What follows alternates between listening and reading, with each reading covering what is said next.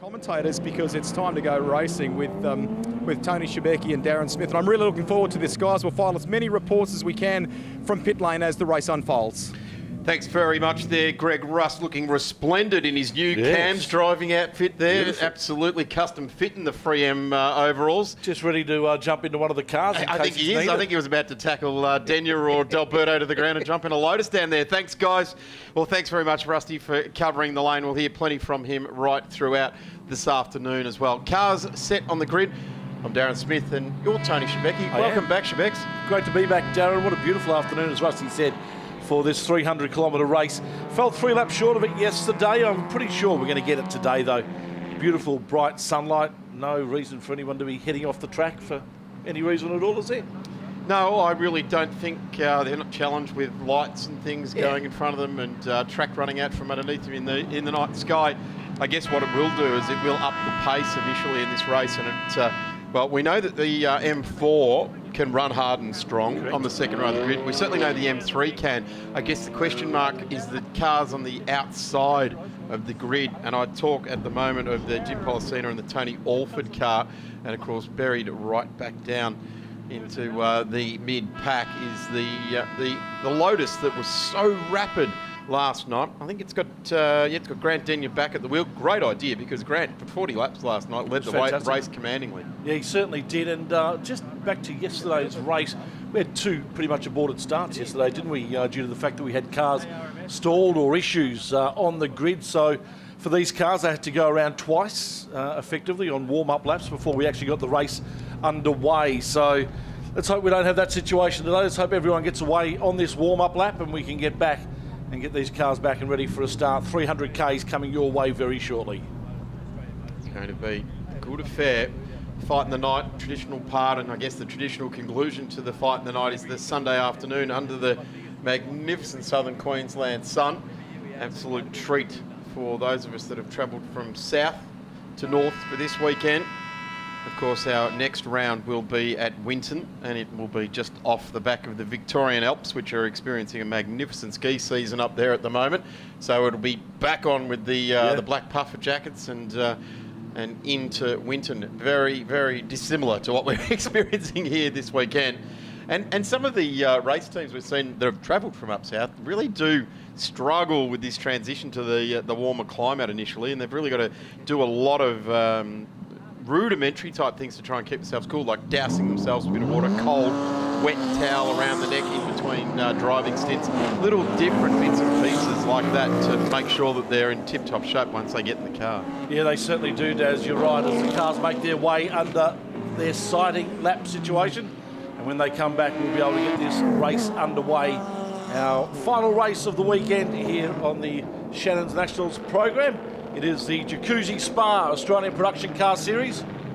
And very shortly these guys will be racing. Let's quickly go through the grid for you. As they finished up yesterday, we saw that our front cars there, of course, were the cars of Berwick Linton and Jim Policina. Grant Sheridan and Cole Alford on the second row. Justin Anthony and Anthony Sewell from row 3. Thomas Muller, Brad Woods starting on 4. Daniel Clift and Chris Lillis starting from row number 5. Scott Turner, Cole Orban in 6. Down to Jamie Furness in the Falcon AU, the first of the I-Class cars. And we've got Mitchell Naylor, Callum Jones in the Renault McGain in the mix there. Then we go down from the Renault McGain back down through the rest of the field. So Kyle Orban, Furness, Naylor, Jalen Robotham in the Class C car, Med Chul in the number 97, Medhurst to Chem Yusel, and that's to Keen Denya in the A1 car, number 10. Watch for that car buried down there in the field. James Brock in the MG Motorsports car. Then it's Matt Thulis, the Mini, in really good set of hands there this weekend. And Rowley in the 886. A little bit of history. Last year, the second 300k race was taken out by Bob Pearson and Rick Bates in a real dominant year from Bob Pearson in the Evo team. Berwick Linton and Tim Lay, last night's winners, got second. This weekend we're not joined by Nathan Morkov and Chaz Mostert in the Ford Focus RS, which charged well in the daylight, and the M4 of Grant and Ian Sharon came home in 4th place. And we're obviously not joined by Bob Pearson or Rick Bates either. They're looking at bringing the brand new Porsches into the category as of winter, our next meeting in a few weeks' time. Yeah, a couple of stalwarts of production car racing, stepping it up into a new car. Really looking forward to seeing what the veteran of Australian motorsport, not just production cars, but touring cars over many, many years, still loves his car racing, doesn't he? I think one of the great interviews out of last year with Specs was you catching up with him out the back of Sydney Motorsport Park, and he'd just taken 4 from 4, and he was giving it to any young bloke he could find around the paddock, wasn't he? And finished off doing the shoey. Yeah, he did the shoey as well. Exactly. Didn't take much encouragement either, did he? He was like, nah, if the kids are doing it, Bob's doing it. We should also say g'day to Brett Blair, the Managing Director of Jacuzzi Spas here in Queensland and Australia. Of course, our major sponsor, our title sponsor for the Australian Production Car Series. Here watching the race. Hope you enjoyed, Brett. Yeah, welcome, Brett, and a big thank you for your participation in the Australian Production Car Series. Really important to have a great sponsor that shares the vision for what the Australian Production Car Series is doing, and the Jacuzzi Spas company doing well. Let's see how the BMWs get off the line and if the Lotuses can go with them. Beautiful start there from Alford on the second row of the grid in the number 54. In fact, he splits them and runs straight down into turn 1, but it'll be the BMW that extends its legs, the M3. The 2 Lotuses slot right in front of the M4 of Ian and Grant Shannons. So it's Ian Sharon at the wheel of that car, and it's Tony at the wheel of the Black Lotus, who's just been relegated 1 spot mid-corner, in fact 2 spots. So magnificent start, split the front row, and he's found himself going back a spot there, and here comes the Giant Slayer Mercedes. Yeah, it certainly does too, which had a great run yesterday, but what a fantastic start for Tony Alford. Unfortunately, just couldn't hold it down that back straight, and the Sharon car now moving its way up. And it looks like we might have a little bit of a problem for Jim Policina's car. It's dropping back through the field now and actually coming to a halt out of turn number 3. So that is a real issue for the Lotus, and he is pulling it aside and pretty much out of the race. Well, yes, he's going to have a big fight back from there. Let's hope it's just a quick Control Alt Delete. He's going to have to turn it around and rejoin the track if that's the case, but he's going to sensibly let the field stream through before he tries to bring it back. So he won't interfere in the race at all. That's a gentleman racer for you. Jim Policina done a lot of racing, knows the rules back to front. A couple of Fords with a big charge there is the Scott's Rods car and the George Carradines car there as well. So that's Lindsay Kearns in the 67 and 21. They just piled on the pace down the back straight. Here's the Miller Evo 9 as well, starting to pick its way through the field. So the old Evo 9, the bright yellow and orange car, streaming off the picture there. There's also the Volkswagen GTIR, the Volks Muller entered outfit. This is right in the mid-pack. He's up the front now.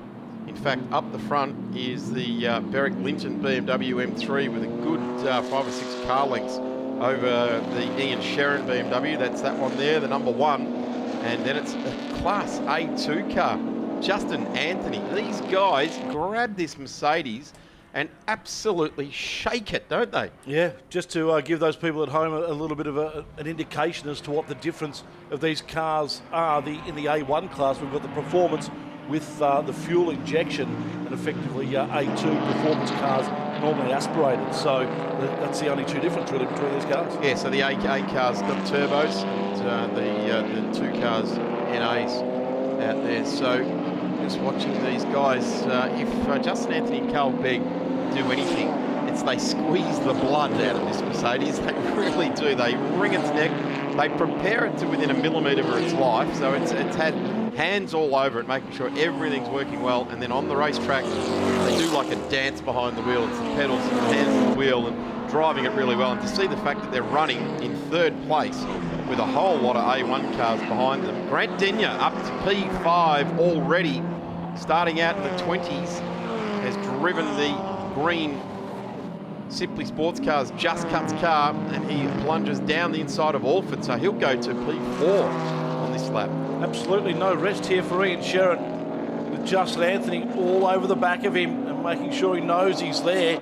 Grant Denny, you can see in the green Lotus now into 4th place and making improvements as well. So this will be a battle of 3 cars very shortly for 2nd place as Berwick Linton just starts to move ahead ever so slightly, 2 seconds is just about the gap now between Linton and Sherrin, and then Sherrin, Anthony and Grant Denyer are about to join in to that pack of 3.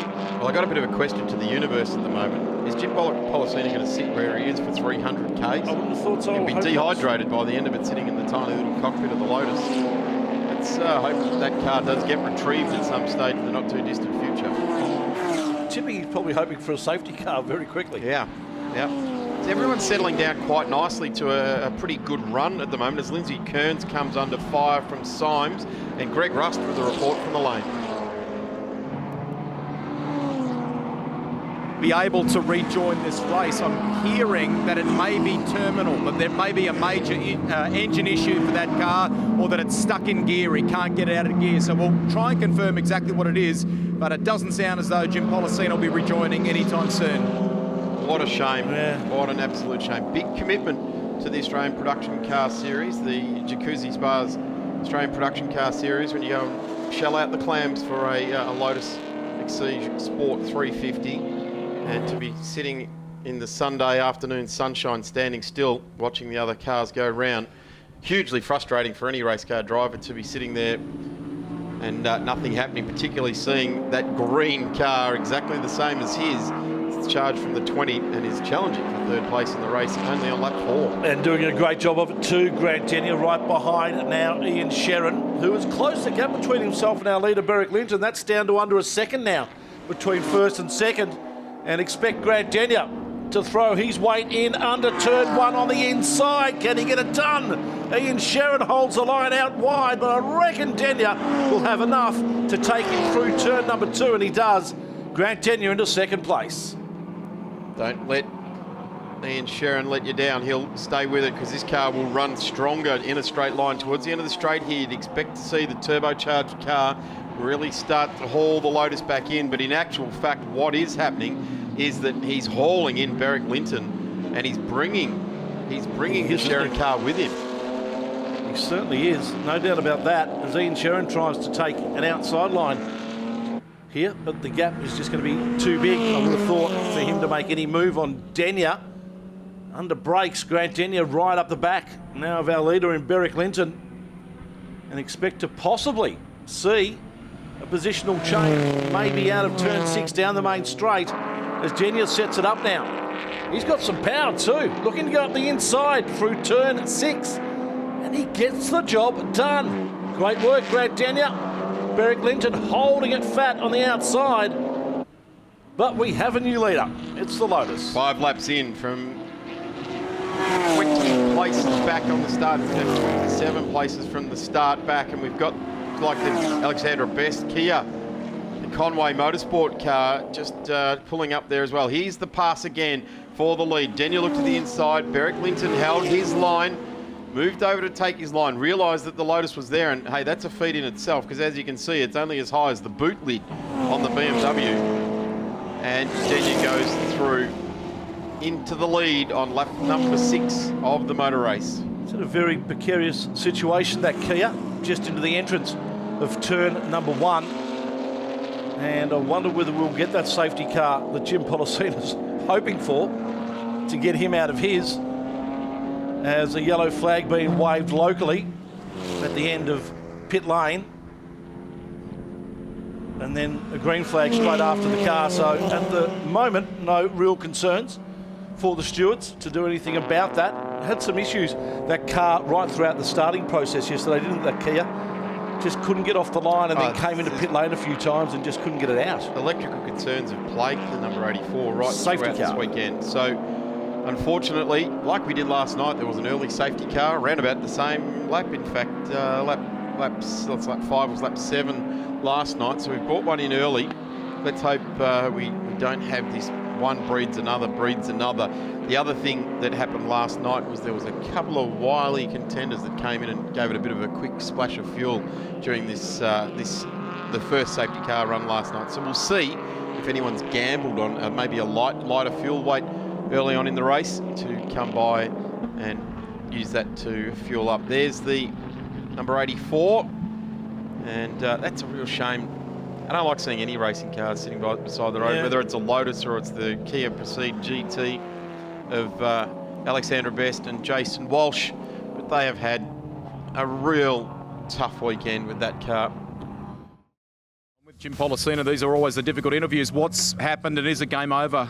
It's definitely game over. There's a problem with the car. We're not 100% sure what it is. It's a mechanical failure, so we're out for the day, unfortunately. Just describe what happened to us at the time. Just lost drive going into the braking area. Like it's broken something, so can't exactly be sure what it is yet. Hard luck. Sorry.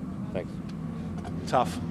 Yeah, absolutely. Dean Dawson, really working in the background there. Ravage Raceworks, they do a tremendous job. Really one of the preeminent car builders and preparation guys around the country, does a ripping job. And we are back underway and not going to get away with it today with Beric Linton. He goes right with Grant Denyer this time around. So the dark blue BMW M3 will go right with the resplendent green Lotus. Not quite a British racing green, but I guess it's Lotus green. Of course, the Simply Sports Cars entered outfit. That's Grant Denyer that leads the way on the Morris Finance leaderboard. Big g'day to all of those down at Morris Finance for their support right throughout the 2018 season. Beric Linton in P2, then it's Ian Sherrin and Justin Anthony rounding out the 4, and there he is, still in there, Justin Anthony. Tony Alford in the second of the Lotuses on the road. Thomas Muller in the number 38. Then it's the Commodore of Nathan Callahan. Mixing it up there in 7th. Then it's Anthony Sewell in the BMW 1M. The Morris Finance leaderboard showing us our top 8 right there, and we can see the remainder of the field as they make their way through turn 3 and quite spread out again after that restart. But it is Grant Denyer, our leader. Now just getting a little bit of a gap. He didn't have that for the first half of a lap between himself and Beric Linton. And Ian Sherrin right there as well on the back of Beric Linton. And then the Mercedes with Justin Anthony hanging in there as well. A good battle for our first couple of places early on in this race. 10 laps down of 96. Grant Denyer, and if you look closely too, if we get a high shot of this Lotus at some point, you'll notice that there's a special sticker that's been placed on the top of the car by the team, and you can just see it there on the left as it goes through. A beautiful gold logie for the driver in the car at the moment.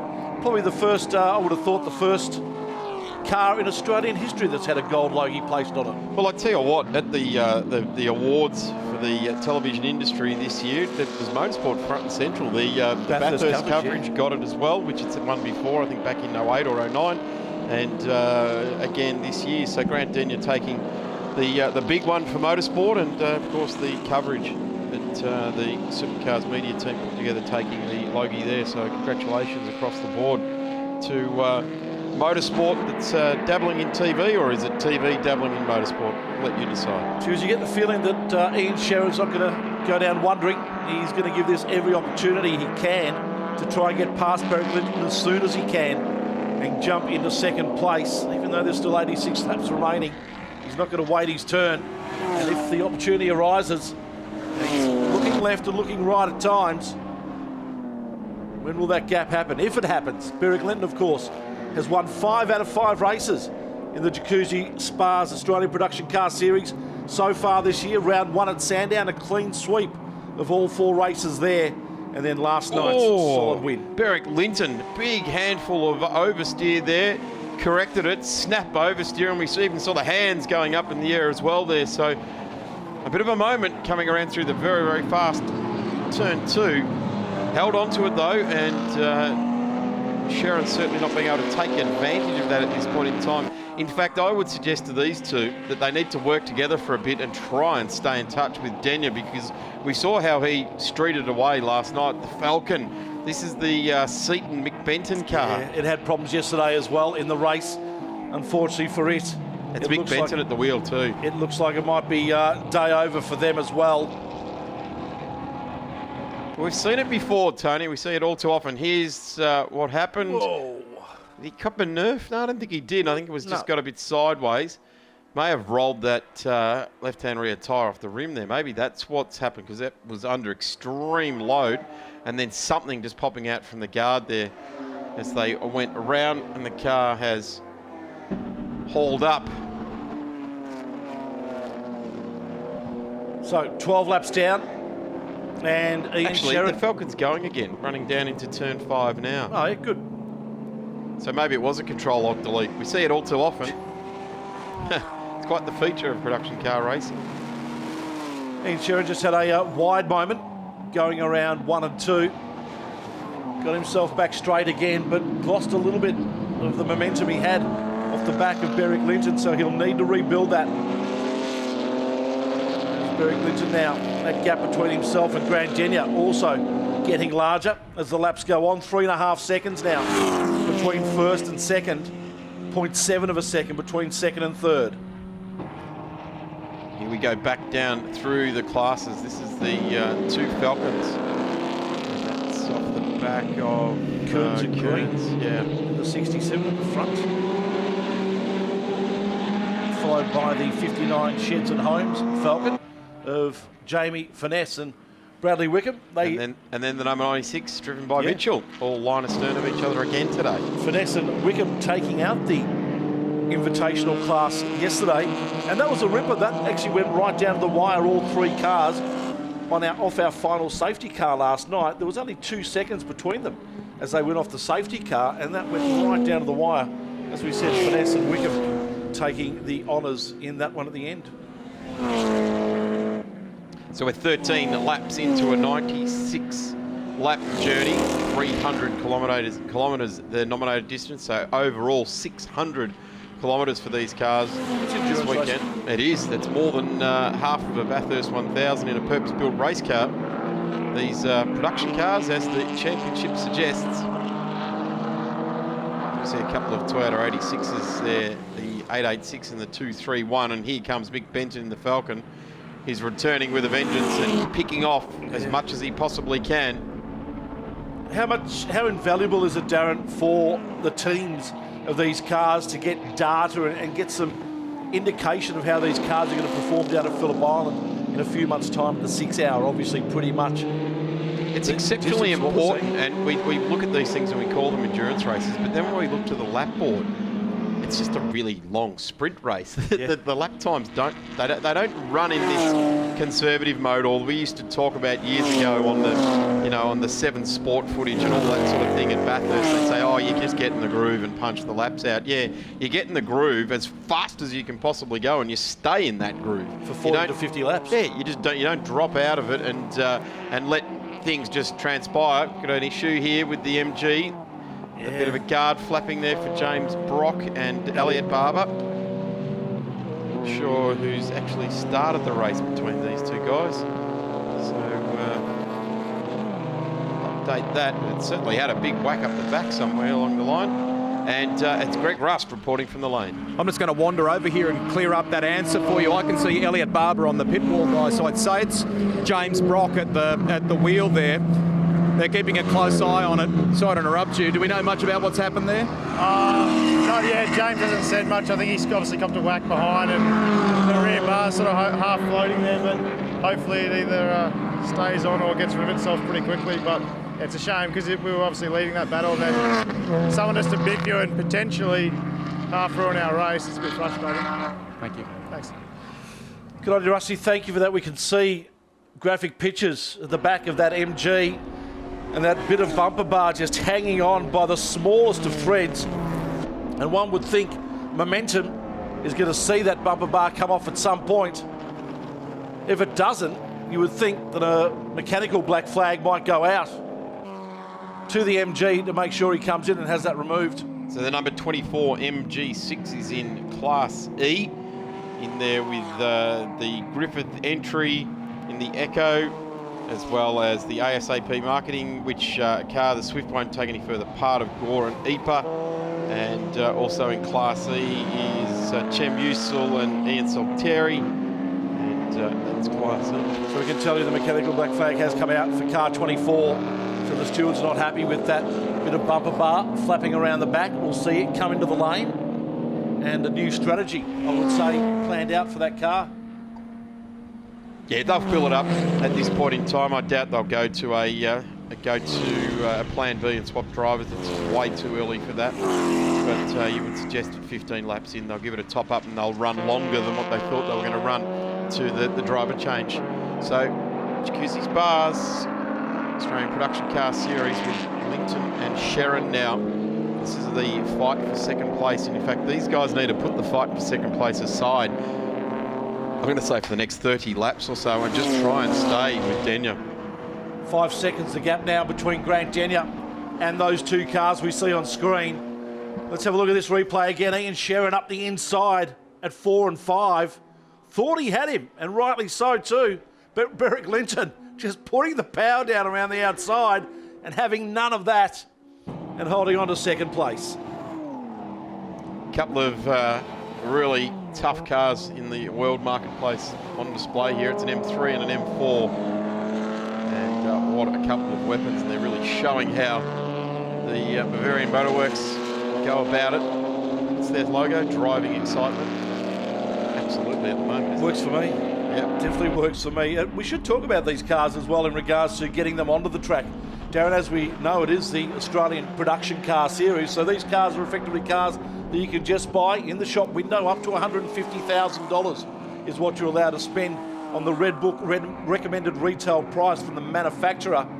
And at that point, then you can throw your options on top of it. which I think the AU would probably fall down to more like $1,500 nowadays to get one of the excellent cars out there, that's for sure. Exactly. So at each end of the scale. Exactly right, but the situation then is that you need to develop it as a race car, and you don't effectively get any help from any of the manufacturers in regards to turning the cars into race cars, so it's something you need to develop yourself, and we've seen that with the Shannons and this M4. It's been a process of work over the last 2 to 3 years to get this car right and to the situation where it's in now. That first year that they had this car on track, 2016, bloody frustrating, I reckon it was for them. Oh, yeah, that really hit them hard, but the reward is now, it's like the crew down at MG are preparing themselves with a massive MG Band-Aid as they respond to that black flag. You'd love to see a little Spider-Man or Superman or a little, like happens in my house, a little Lana and Elsa one, Exactly. or something like that. Here it is. The Frozen theme. The change now of that back bumper bar. So here's the other really cool bit about this type of racing is that, okay, they're tearing a bumper bar off at the moment. It is racing. That's what you tend to do at this point in time. These guys will just open up the parts book later on today and go, right, we need a new bumper. It's part number XYZ. Let's let the crew know down at the factory we need another bumper for our MG6, and away they go. And that will be held there because the cars will go over scales at the end of this race, and they'll have to take the beaten up bumper in the back seat through the scale process with them as well. And the great thing for James Brock in that car is the fact that they do get a lot of support from MG in running that car. It effectively is a manufacturing car, so it's great news for them, and great news for the category that we're getting manufacturers also as a part, and they're really supporting these guys any way they can. We see it with Lotus, and we also see it with the MG as well. Yeah, which are local importers of both those brands, and they're happy to take it out there. And, like many manufacturers, in fact, I don't know any car manufacturers that don't think that motorsport's a good proving ground for them. I guess some don't factor it into their budget, but, or don't want to do it directly themselves, and will go for a pseudo effort at it. But here he is, Sherrin, been loyal to the BMW brand now for a while. They had a few 135Is, which in Class B they absolutely teed off on everyone in the Class B car. That spot just gently goes back again. How good is it? The racing between these two at the moment. Ian Sherrin giving everything he can, and Beric Linton just not letting it happen. There's the MG6 they've just dispatched with there, so James will have seen the leaders go through. Sans the rear bumper. As they make their way up to turn 6 now.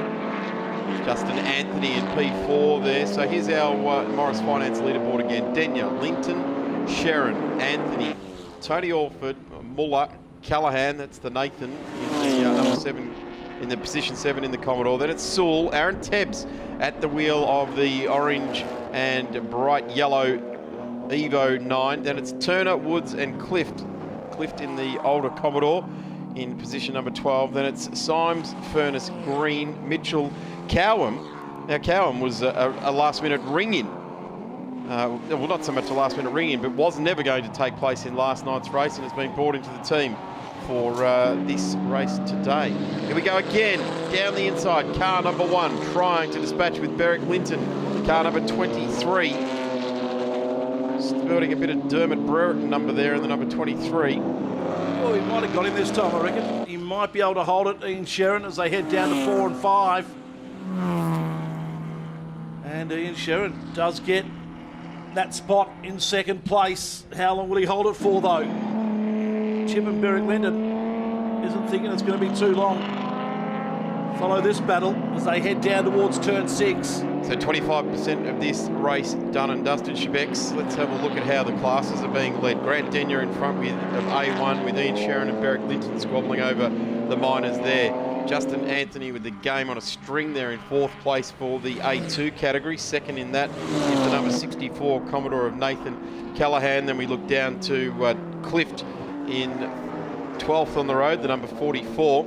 And then we have the B class cars. Symes and Walsh in the BMW M3 E36 in B2. Up front, Jamie Finesse in the Invitational class, the leading car there. But once again, all 4 cars within around about 10 seconds of each other. Finesse, Green, Mitchell and Cowham. That is great racing between those cars. Down to Class C, and it is Naylor in front there. The Auburn brothers who took the class yesterday in their Renault Megane. Currently second in Class C. And down to Class D. Rowley leading that from Medhurst. And also Manly, who were class winners yesterday. Down to pit lane, Greg Rust. Just got a quick update from the MG team. The car seems okay. Elliot even laughed to me that without that rear bumper, he's hoping that the aero might be even better. But to me, guys, I can't get to the bottom of it at the moment, but I wonder if there's a little bit of aggro involved in this. The suggestion is that the contact came from the Griffith-entered Toyota Echo, and that maybe it was a get square of some kind. So I'll follow that for you. I don't want to say that that's confirmed or accurate, but that is one story floating around the lane here at the moment. Mark Griffith and Will Brown in that Toyota Echo. Of course, Amy not here this weekend, the daughter of Mark, but a fantastic replacement of Will Brown, local Toowoomba boy. Yeah, a little bit of interesting. I offer you a tidbit down there from Greg Rust. Just a little bit of information. Mark Griffith's not that kind of driver, is he? No, absolute gentleman. Transport company operator. We'll see if we can get anything towards the end of the race, or at least after driver changes. Yeah, we'll pick that story up at some point. Here's a couple of Toyota 86s going for it. We should also mention 2 Class E, our final class to report on, and Kem Usel and Ian Saltieri in the Nissan Pulsar leading that class as well, ahead of the Griffith car and then the Brock car in 3rd place. Big look down the inside there for BMW, just putting the 886 and the 231 a lap down, running very, very wide in the bright orange 1M. Nice looking car, the 1M. Comes Callahan as well now, so takes those through. That's a Class B2 car. The Morris Finance leaderboard sees Grant Denyer leading Ian Sherrin, Berwick Linton and Tony Alford in the second Lotus on the road. That gap out to 11 seconds now between first and second. Justin Anthony in 5th, 20 seconds off our leader, Thomas Muller, Nathan Callahan, Anthony Sewell bringing up our top 8. Don't forget, if you want to have a chat about this race or what you've seen today, Shannons Nats is where you can find us on the hashtag on Twitter and be a part of the action. 22 laps down, lap 96. Of course, jump on your favourite channel of social media and let us know. I think we're across all of them these days. Here's this Class I battle, 59 and the 67 getting together again, and it's our race leader coming storming on through. The number 10 of Grant Denyer, Just Cuts car, WM Waste. Simply sports cars. And why wouldn't you have yourself a Lotus? Real driver's car experience, everything. Of course, you go to the bare bones, almost trackable road car, right through to some of the nice GT cars that the Lotus range has these days. I want to talk about the number 5 Mark cars, sponsored BMW. Of course, that is currently being driven at the moment by Brad Woods. In the car with him will be Jason Camilleri. After the driver change, he'll take over. And what a fantastic opportunity for young Brad Woods to learn off a guy like Jake Camilleri, who has been a part of production car racing for a damn long time. He's been a part of endurance racing, 12-hour racing and the like, GT racing as well. So much experience. And overseas. And overseas, exactly. Some of the big enduros, the big ticks in the boxes type races, Spa, Nürburgring as well. So local Mazda dealer here from Brisbane and a real good race driver as well. There they are on screen at the moment. Brad Woods in that car. And as we said, just having a spectacular learning weekend with Jake Camilleri this weekend here at Queensland Raceway. It's currently sitting overall in 11th place. One of the A1 cars here this weekend. Nice move being made down the outside by the Stoke Skies Australia Mitsubishi Evo 9 of Jason Miller and Aaron Tebbs. What a great race it had yesterday as well, that Evo 9. Darren, we've seen so much of the Evo 10 over the last couple of years. As you mentioned yesterday, Evo standing for evolution. That car has evolved over time, but the Evo 9 was an amazing car at its time, and these guys have got it back to an amazing car still. In fact, if you look at the history of the Evos, it was up to the Evo 9 that was made for rallying, the World Rally Championship, the Group N type status side of things. The Evo 10 was then built with a design more to be used for a track racing situation. There's a massive plume of smoke coming down the pit lane at the moment, and I do not know why. There's no car there, so obviously someone's gone off at some point. Not sure who it is. And I've got a feeling actually that the Benton seat car was off before, wasn't it? Yeah, that is a huge amount of smoke. I wonder if there's something that happened in pit lane on. In fact, there's a car. It is the Benton car pulled up at the end of pit lane. It is the Benton Seaton car.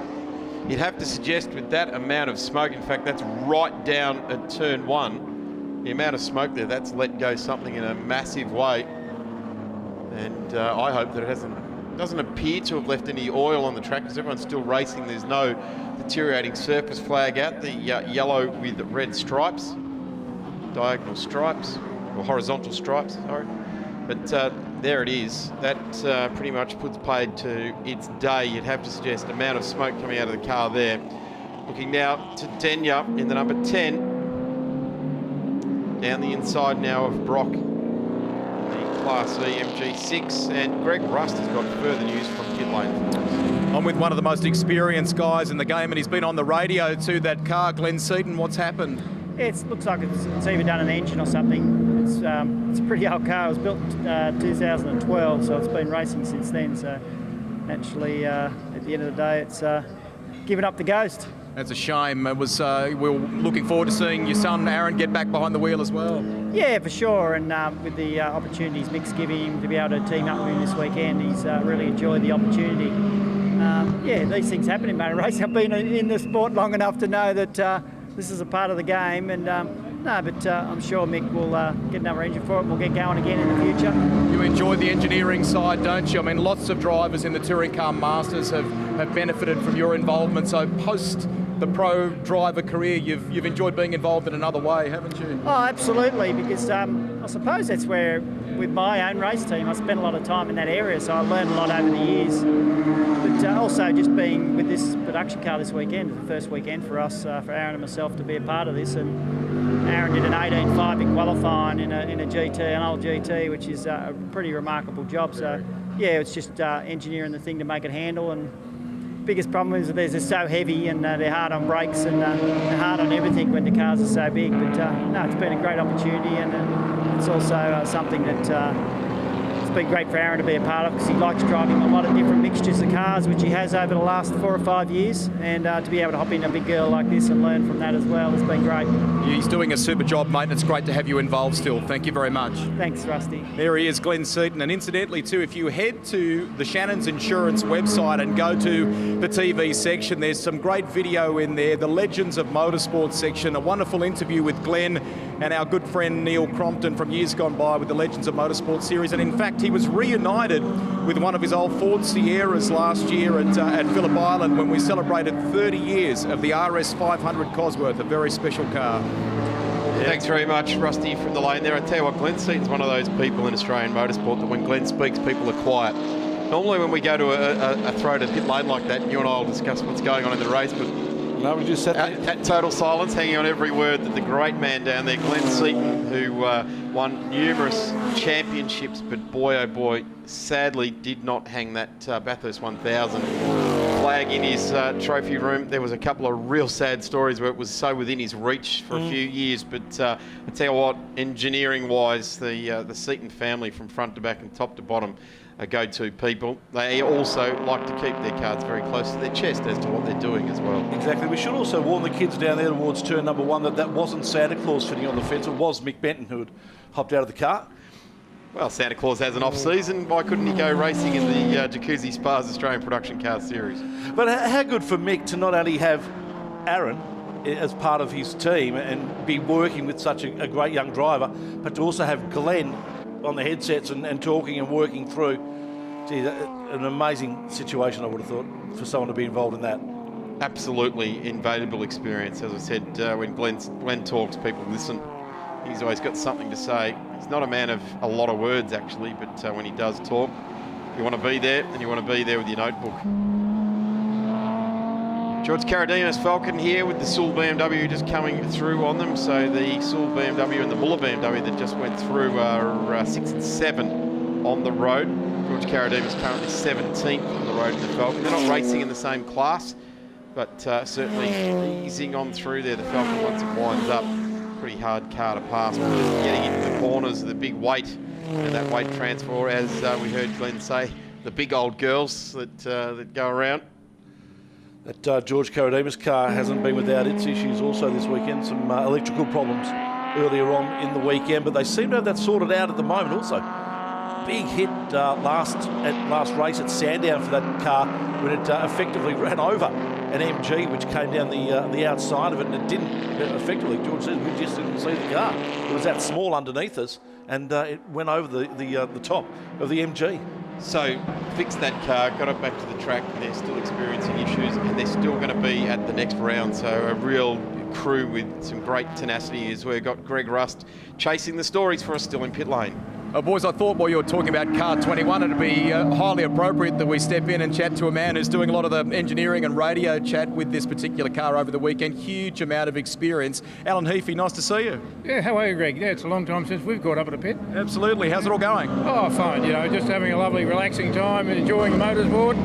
Not too much pressure. A bit of anxiety at times, but no, we're going great. No, really good. Great team of guys. You know, everybody have a bit of fun. That's what it's all about. Touring car racing in Europe World Sports Car Championship. Lots of time here in Australia with teams like Wayne Gardner Racing, among others. Are you still enjoying it as much as ever? Yeah, look, it's one of those things. I think once it gets into your blood, you can't get rid of it. And I mean, you taper off a bit. You like to get rid of the pressure, and that's what I've done. And you know, we just come along and help a few boys out and that type of thing, and do a bit of work for them on the side. And yeah, it just works out pretty good. And it's a good group, and you know, we're getting into the elderly citizens type of things now, so all the blokes in the team, bar a few, are on that side of the fence, and yeah, we all get along great and have a lot of laughs and a few beers and that sort of stuff, and yeah, enjoy motorsport, just enjoy it. Yeah. Awesome to catch up. Put those headphones back on and we'll talk to you soon. Cheers. Yeah, well, thanks. Hey, there's another one, Glenn Seaton and now Alan Heafy. Thanks, Greg Rust, for digging out the greats and the legends that have come to Queensland Raceway this weekend for the Jacuzzi Spas Australian Production Car Series. Early testament to what's being put together with this series, isn't it? When some of these legendary names, with a little bit less pressure, I guess, but as Alan said, you can't get rid of the anxiety as it rolls on from minute to minute. But great work down there by Greg Rust to dig up those two guys. And, well, I guess they're not too hard to dig up. You just got to go up and ask them and have a chat and ease the microphone in front of them. So well done to Greg, and well done to also having Alan Heafy and Glenn Seaton down there in the lane. Of course, those two worked together back in the Gibson Nissan days before it went to the Godzilla. So an association between those two legends down there in the lane. Whether they're getting the data there for the Lotus for that car of Tony Alford. Or are they just checking their emails? Well, maybe. Or Grant Denny, but there is the Alford car on screen. And a little bit of work to do to get past a couple of the back markers up to turn 6, but he eventually did. And now has clear air in front of him. work our way back through the field. Good shot of a pensive race driver. Can't quite see who it is. All we've got is a nose there and looks like a ski racing helmet with the bright orange there. So maybe there's a tenuous link to ski racing somewhere there, or maybe jet sprint racing or something like that, where they wear their bright orange helmets for safety reasons.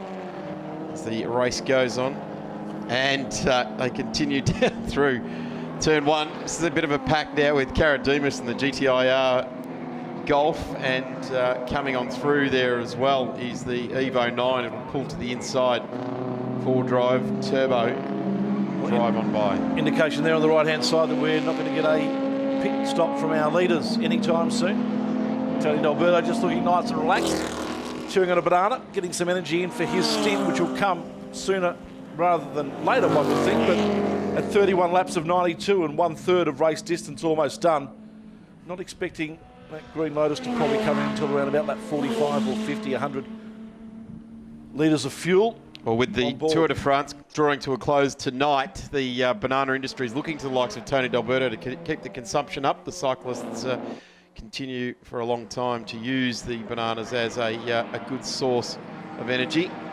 Looks like we've got one of our refuelers getting ready there. Tell me one thing that I have been really impressed with too this weekend, and down at Sandown as well, is the amount of women that we have involved in the Jacuzzi Spas Australia Production Car Series, not just driver-wise, but also on the tools and as part of teams, doing that sort of stuff. It really is a family-type atmosphere down through pit lane.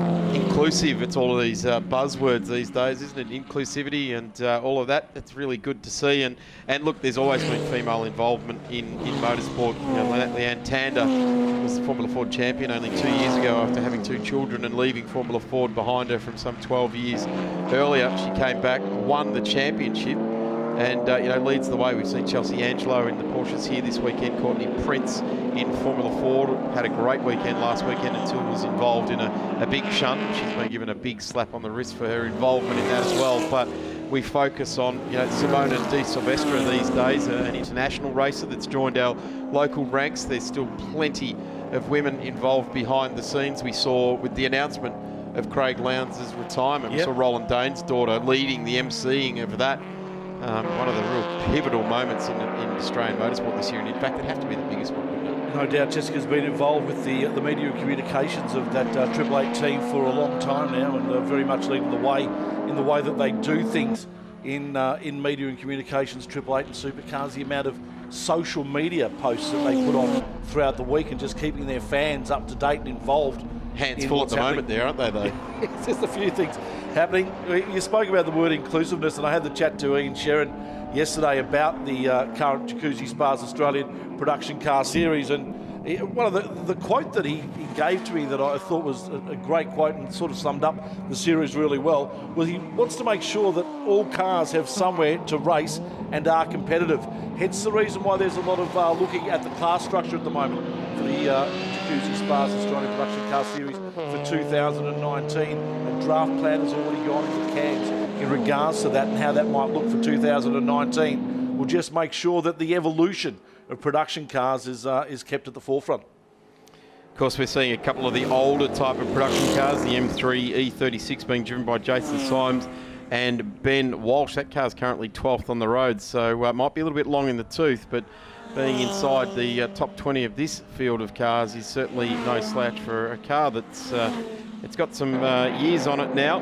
Also, we see the AU Falcons running in Class I. So as you said, it's about inclusiveness and making sure that if you've got a race car and it's a production-based type car, that it complies with the rules and come along and enjoy some racing. Following that CAMS 3E model of touring car, sports cars and utility cars, all part of the Australian Production Car Series. That 38 orange car there we can see is Thomas Muller at the wheel. Shane Smollen, also a man that's been around for a while as well. We'll get to see Shane driving in the Porsche Carrera Cup Series next weekend down at Sydney Motorsport Park. Yeah, certainly a guy that's been around and tasted success at the high levels in Australian motorsport as well, and has done a fantastic role with it. And our race leader continues to be Grant Denyer, and he led all the way to at this point, plus about another 10 or 12 laps yesterday. Brought the car in first place. Tony D'Alberto got back out in the race and and continues on with it until they had that tyre tear off the rim, and that pretty much put paid to their tilt at the front of last night's race. Ian Sherrin, currently at the wheel of the car second on the road, the Sherrin Hire BMW M4, number 1, took out last year's title. They've got a couple of production car titles between them, the Sherrin boys. They took out Class B and outright 2 years prior to that. But at the moment, it's car of Berwick Linton in P4 that's leading the way there, down to Greg Rust for a further update. And it's interesting that you bring that up, Darren. I'm actually at the Linton pit at the moment. Just had a word to the crew here. Everything is going super smoothly as far as Berwick is concerned. They're getting some very nice sectors from him, very nice consistent lap times, and they are aiming for a pit stop driver change around lap 43 for that BMW. I think that's probably when we're going to start seeing most of these pit stops around 43 to 47, 48. That'll give us half race distance. And the opportunity for these guys to come in as we see Grant Denny just picking them off still one by one. That time it's Thomas Muller. He gets past. Before that, it was the Sewell car as well, which those two cars going for position. As we look at the positions on the Morris Finance leaderboard, Grant Denny leading by nearly 20 seconds over the BMW M4 of Ian Sherrin, Anthony Alford in his Lotus, 25 seconds off the lead. And then Berwick Linton, as we heard the team happy with the way that car's performing at the moment. 36 seconds now off the leader at the moment, but we expect in the safety car that all changes. All of a sudden, Justin Anthony in 5th spot, Thomas Muller in 6th, Anthony Sewell in 7th. There's those two cars on screen. And then Aaron Tebbs bringing up 8th place at the moment, a lap down on the Morris Finance leaderboard. Yeah, and he just put the both right-hand wheels right over the back of the ripple strip exiting turn 5 that time around, Tebsy. The Stokes Skis Evo 9. So we'll just keep an eye on that car for the next couple of laps, because it's got the big divot off the back of there, and there's raw concrete edges in that, and that's what tears tyres off rims right when you don't want them to in a motor race. Trevor Keane and James Keane in that number 50 BMW. Just saw on screen. Bit of discussion about... It's Tim Lay there, just chatting there. So Greg stop. Rust has been in there and just said all is A-OK. I'd expect he'd be starting to hoist the overalls onto his shoulders if lap 43 is where they're anticipating coming in. That might also be a little bit of a smokescreen put out to the media just to lap it up. There goes the number 5, the ex-Donut King car out there as well. So it's still got the bright pink roll cage on board there, and that's B Woods at the wheel at the moment. And they're 10th in A1. They've jumped up a spot actually, which is great for them. There's the Caradimas car right next to them. So the Caradimas car is 17th, yeah, and he's second in B2, quite a long way away from the Turners. And here we go for the first lot of highlights. The race start was a ripper for the Alford Lotus, got away beautifully. The Sherrin's car was left there. Callahan came tearing up between the older Commodore and one of the 1Ms there as well, so they tried to push hard and early with the big HSV, logged it in behind Sewell, and everyone got through the first lap. It was actually almost a little bit like a gentleman's agreement, Shebex there. Let's get lap 1 done.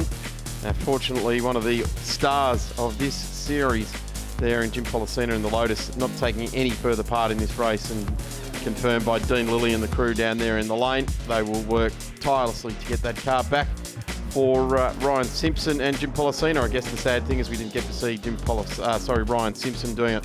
Here's how the race started to unfold out in front, with Grant Denyer coming from right down 3/4 of the way through the field by lap 4, was challenging for the lead. Certainly was. He took Ian Sherrin first up, then Berwick Linton was his next target, and didn't take him too long to get up the inside of Berwick Linton and get the job done there. That got Grant Denyer into second place, and then it was just focusing on the leading car from there. Safety car came out. That allowed Jim Policina to bring his car back in. We had an issue with the Kia at that point in time, and there is the Lotus of Jim Policina coming back into pit lane. Denyer out the front. From there, taking it off Berwick Linton, and the restart. Linton went with him, but hasn't been able to stay with him since that point in time. You just touched on the car 84 there as well. Chevex, as we see the Falcon getting all crossed up, and it came to a halt not long after that. And also not long after that, we saw a big plume of smoke on the main straight, and it took no further part. The Terry Conroy entered car for Alexandra Best, and Jason Walsh has not taken any further part either. This is a great battle between these two BMWs. So an M3 and an M4 doing battle here, the M4 being the orange and yellow one, and the dark blue M3. Been a little bit of a touch there. At the end of the day, didn't really matter. Good work here by the 38 of Thomas Muller. There is the flame-stricken 111 car of Michael Benton, of course, which he shares with Aaron Seaton for the weekend.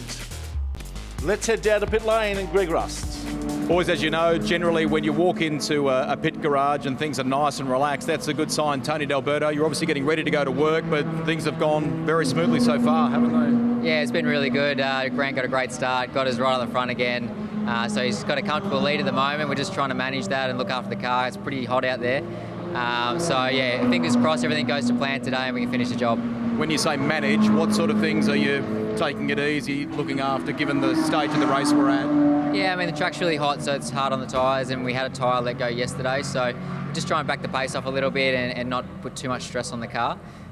These are production cars, so for the very long race on gearboxes and everything, so just try and manage it the best we can, hopefully get to the end. Fit young bloke like you, you'd be all set for this, wouldn't you? The Enduro's coming up for the supercars? Yeah, it's great training for me. I'm not quite used to this weather though. I'm from Melbourne, so it's like -3 down there, and beautiful 28 up here. So it will be quite hot in the car, but I'll put the window down, put the tunes on, see how we go. Good on you. Go and listen to some good tunes. There he is, Tony D'Alberto. Incidentally, too, just a couple of garages down from us, there was a little bit of consternation, I think, at Fierce Motorsport or Fierce Racing there before. They couldn't find their second driver, and obviously everyone's getting ready for pit stops. They found Shane Smollen. He was nice and relaxed. He's good to go for the driver change there. Good to hear. Yeah, excellent. Thanks for that from pit lane. Stories unfold. There's the Green and Kearns car coming out of the lead of Class I when they came to the lane there. Bit of old school work there, bit of filler up, mate, and wash the screen while you're at it, buddy. But have a look at that catch bucket there for when it's full. Pull it out, hand over the credit card, and away you go. Do it. Great to see. I remember they do it exactly the same way at Indy cars. They just roll the Indy cars up to a petrol bowser and fill them up there before they go out on track. I remember the good old bad days of Group E where we used to weld a breather tube into the top of a 20-litre drum and just tip it upside down, albeit while someone was changing the rear brakes and you were clouded by a welding, like a suede welding blanket over the top of you. I'm glad they don't do that anymore. We are glad times have changed, no doubt. Good battle down here.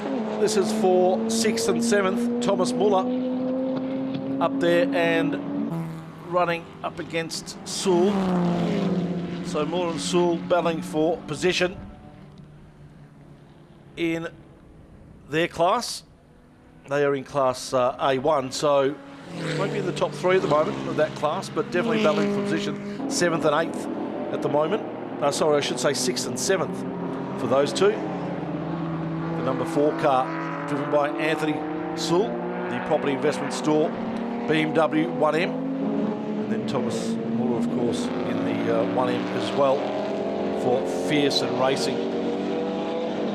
Justin Anthony and Carl Begg still leading the way in Class A2, 5th on the road. This is the car that we're talking about, car number 90, the Mercedes. The only Mercedes we have in the field at the moment, but you get the feeling that the success they're having with this car, other Mercedes will follow them through because they are having great success. Now, I'm not going to say it's all the Mercedes either. It's actually an opportunity for them to get out there and race one of these Mercs.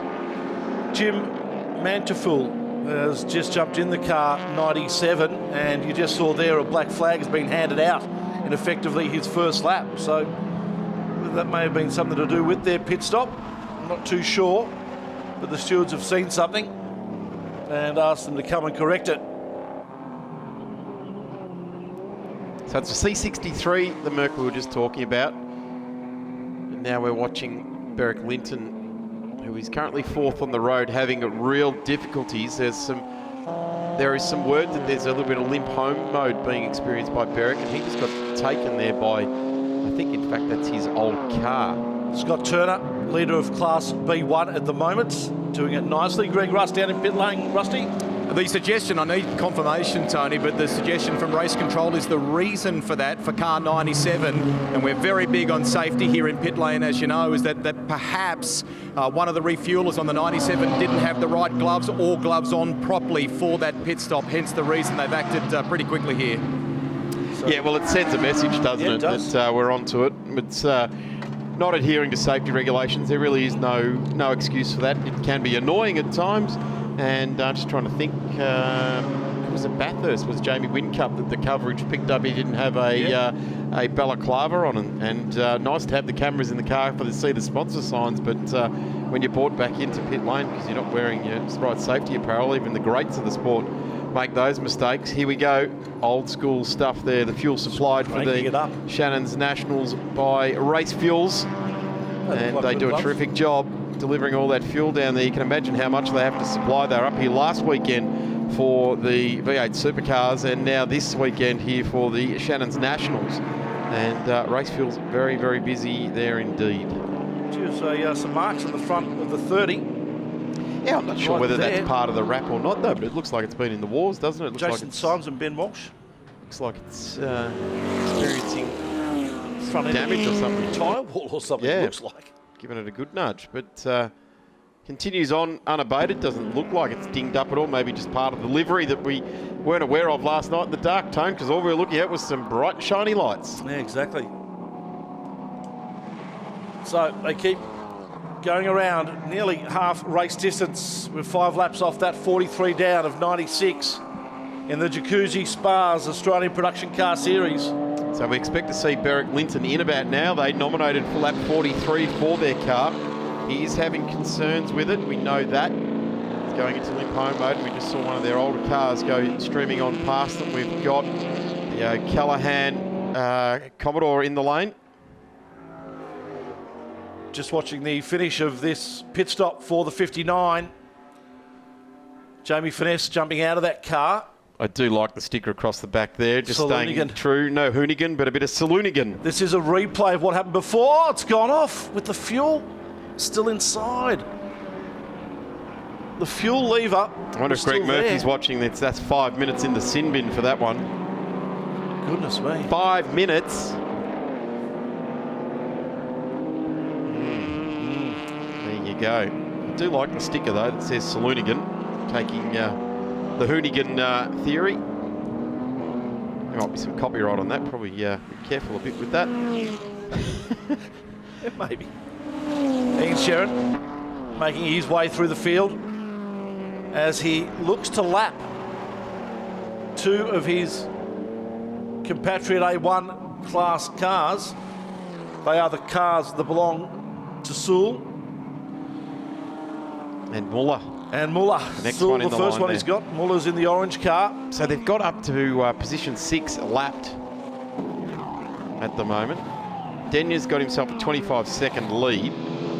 And, well, not being able to get through in a straight line, but under brakes the M4 monsters the 1M. It's a generation difference in car there as well. Brock Mitchell, number 96 there. Carl Begg and Justin Anthony into the lane now. Phil Brock into the car, getting his first laps here. Didn't get any yesterday, did he? Take the wheel last night. Phil Brock making a bit of a name for himself down at Winton and some of the tracks down south where he's driving HQs and saloon cars and enduros and doing a stellar job of it. So the Boss Surveillance Mercedes C63, our A2 class leader, Carl Begg and Justin Anthony into the lane. Driver change being completed.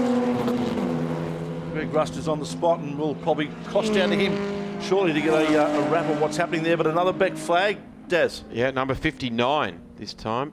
So that's the Furnace car. Yep, so it's another black flag. So they'll have to come and do a drive-through and serve their penance. We can see on the left-hand side our cameras right on the spot. The 90 on the right, class leader in A2.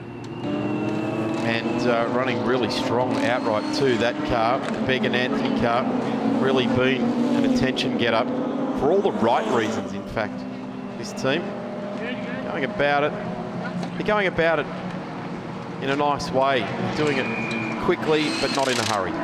People at home who may be watching our coverage for the first time might be thinking that, gee, they take a long time for their pit stops in production cars. The reason being that you cannot change tyres or do anything else in the car while the refueling is being done. The only thing you can do is actually change the driver at that point in time. There's no single lug nut on the wheels. It's the old 5-bolt fashion or 4-bolt fashion, whichever the manufacturer has it. Yeah, it actually looks like a battery-powered one there as well. So a little bit of technology being deployed there, but certainly the air gun gives you a whole lot more grunt to get the nuts undone, and probably more efficient in a pit stop fashion. But get back out there, and they get right back out there in the thick of it, and they've dropped in between Muller and Sewell. And fuel still being pumped in to Brock Mitchell and Phil Brock's car. Greg Russ down in the lane. Just spoke to the team here that look after the mighty Mercedes guys, and they literally ran out of fuel. It started to cough on that lap coming in, so they lost a little bit of time, made their way into the lane. They got it here, thankfully, and the only tyre that they've changed is the left front, which, as you know, because you're constantly turning right here, that's the one that cops the most ag. We had two blown tyres yesterday, didn't we? One was the left front and one was the left rear. Yeah, certainly the working side here. It's the opposite to Sandown, which is the right-hand front. Here it's the left-hand front. So the last round they were all experiencing on the other side. This weekend, as Greg's just suggested, the obvious is they're turning left a whole lot here, and in fact the real fast corner, turn 1 and 2, is a massive loaded up corner to the right. So the left front and left rear copper hammering. This is one of the cars that had the left rear explode on them last night. Came off the inside side wall, was absolutely blown out of it. And it was only 4 or 5 laps after the actual pit stop where they did not change the tyres. Yeah, the tyre, I saw the wheel and tyre assembly this morning, and the tyre, for all intents and purposes, could have done this race today as well, but running some loads there or something not quite right. They were certainly disappointed, as we've got the Naylor and Naylor car in on lap number 47 of the scheduled 96 for the Sunday afternoon race after the traditional fight in the night, 300 Ks for the Jacuzzi Spas Australian production cars. The Linton cars also come to the lane. We can see it there on camera. So change of driver about to take place. Beric Linton stepping out. Tim Lay stepping in. Using the driver assistant there. A third set of hands, a cool, calm set of hands to help the driver out. I love the way they just absolutely tear the incoming driver out of the car and then gently insert the next driver, because, well, that first one used by date is up for the day. And go and have a sit down there. Look at how hot those brakes are. Smouldering fire there with the remnant pad dust. And like they were already standing by to do a wheel and tyre change on this car as well. So it's going to be in the lane for a little bit of time. The Naylor car on the right-hand side, still receiving work on its front left. Jack down, car off, back into the race. There we see the advantage of running the pneumatic tyre gun. A whole lot faster, a lot more grunt, just tearing those wheel nuts off. So there's no replacement for the torque that the air gun can apply. We'll see another member come along and start putting those boiling hot wheel nuts back on. The good news is they've got the right tyre on. LF, it says on the tyre, left front. Good work. So they're not going a brand new tyre. Looks like they've got a tyre that's maybe done a session, or they've just done a few laps to scrub the mould resin out of it. Could have been in qualifying. Yeah, easy. Could have possibly been before this weekend, actually. There's the Griffith and Will Brown combination. Mark and Amy normally driving that car, Toyota Echo. Amy not available this weekend. And Will Brown stepping into there. Rusty down in pit lane. Beric Linton's just taken the helmet off. How did the session go? Look, it's hot out there. The car's running hot. So a bit like the Bathurst 6 Hour, we've lost power steering. So it just came back a couple of laps before coming in. So, it'll come and go. Tim's used to it. Describe what that feels like to drive around here. Well, the steering wheel tries to turn against you on occasion, so you've got to put your thumb in there to hold it in place. So it is what it is, and at least we both had the experience at Bathurst. But he hasn't got a cool suit on, so he's in for a hot afternoon. The tyres, I think the boys just picked up on something that the team here looked very happy with the way the stop unfolded, Beric. Were the tyres slightly used? Is that what you put on? Or are they brand new? They're virtually brand new. They've done about 3 or 4 laps. Okay, thank you. No worries. Thank you, Rusty. All picked up there, Daz. Just a couple of laps off those tyres. Not necessarily brand new, but as close to as you're going to get. Which it might sound strange, though. That will actually give the tyres a better endurance effect. They've had that heat cycle through them. They've had those resins bled out through the top of the tyre. So it's now in a better condition to go racing for a longer distance. If they put on a brand new set of sticker tyres, you do run the risk of delaminating or blistering the tyre. So between where the steel belts are and where the rubber layers are, an air bubble may get in there. The first bit of heat, it blows up big, and then you destroy a tyre. So they removed that chance that can happen. Well, the cars now making their way into pit lane. Kem Ulsel stepped out of their class-winning car from yesterday and has handed it over to Ian Saltieri. That Nissan Pulsar making its way out shortly. The Callahan car also in as well for its pit stop. But we go back to the top of the leaderboard, and it's still Grant Denyer. Just been informed by Gary O'Brien, who's putting stories together for Auto Action after this weekend, that that E36 we're talking about, that is actually part of the livery. That's what it looks like when it came to the race meeting. Or that did have a bit of a hit on Friday, but certainly that's what it's supposed to look like. So we were talking about that E36 a number of laps ago. So thanks very much, Gary, for keeping us up to date there.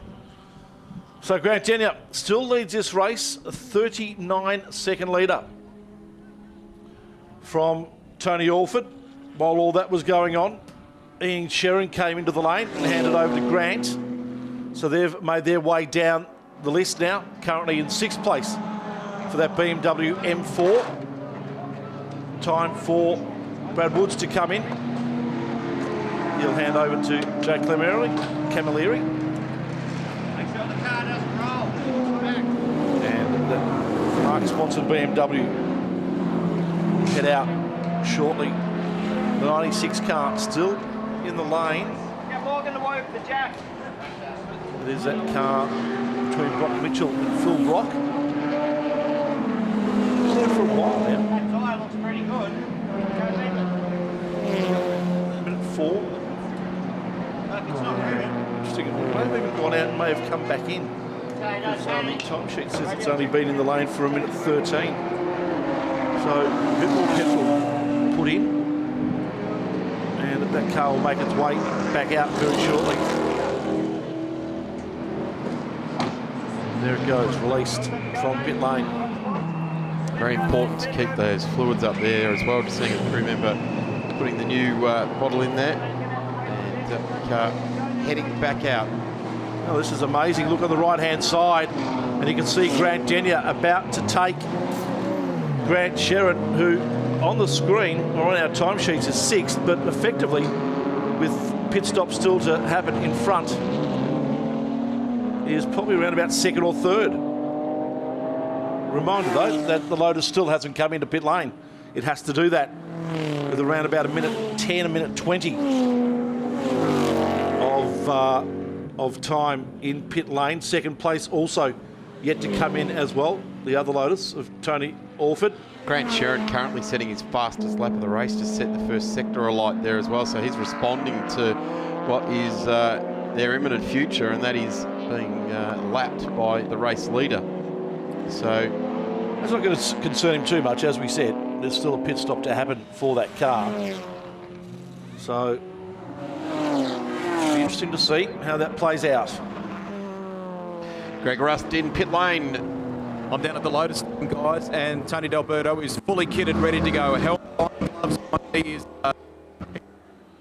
Just a bit of a problem there with Rusty's mic, but we gathered from the start of that Tony D'Alberto kitted and ready to go, so we would think the Lotus comes in the next lap or two. Let's hope they put some new tyres on that as well. So lap 53, Grant Denyeau's done more laps than what he did last night, and is standing up to it very nicely indeed. It'd be great to get a camera on him as soon as he gets out of the car, just to see how hot under the collar he is. And don't know if he's got any weight to lose.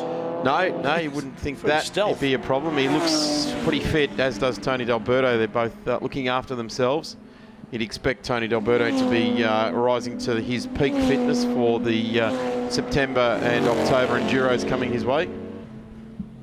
As we watch that battle of Grant Denyeau and the Lotus trying to get past the BMW of Grant Sherrin, making their way up to turn 6. And the M4 holds its position. Will this be pit stop move? No, it won't. The Lotus stays on the inside and will remain out there for at least another lap.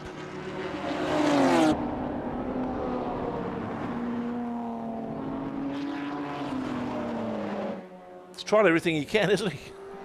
Yeah, as has Grant. He's trying to make sure that the BMW doesn't go down a lap, let that car go into the lane. So with that about to happen, I think that the battle is well worth raging for Grant at the moment to try and keep the car behind it so it doesn't get any more track position that it can possibly gain. At this point in the race, we're well past half distance now, so some 6-7 laps past half distance. And here we've got the number 20 car in, the Evo 9. Yeah, Tebbs and Miller.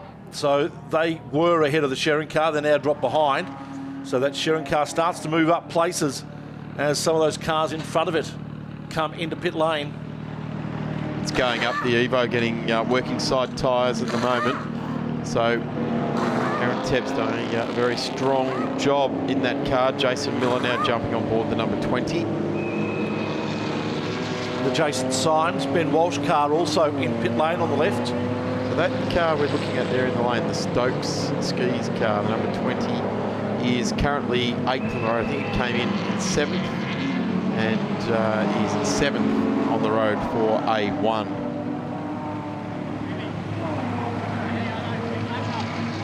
Working hard, getting that front left changed. Seems to be pretty much the way most of these cars have gone today with their pit stops. Just looking after the front left, so much both tyres on the left side. The Cliff car just coming past now. Just had to have a look out over the front there to see the Daniel Cliff Ashley Heffernan car. Didn't look to be sounding so flash at that point.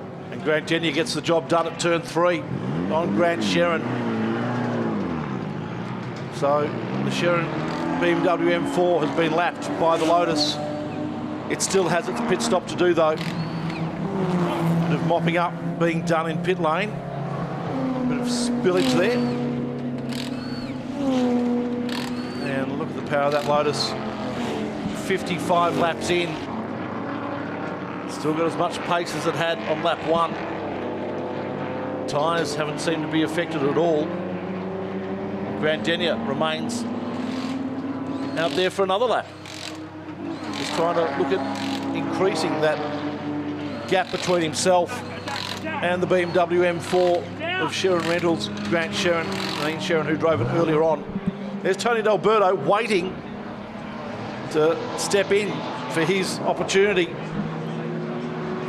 Interestingly enough, Grant Denyeau's father, Craig, who runs TA2 here in this country these days, was, of course, the management team behind the huge success of the heady days of the V8 Utes here in Australia.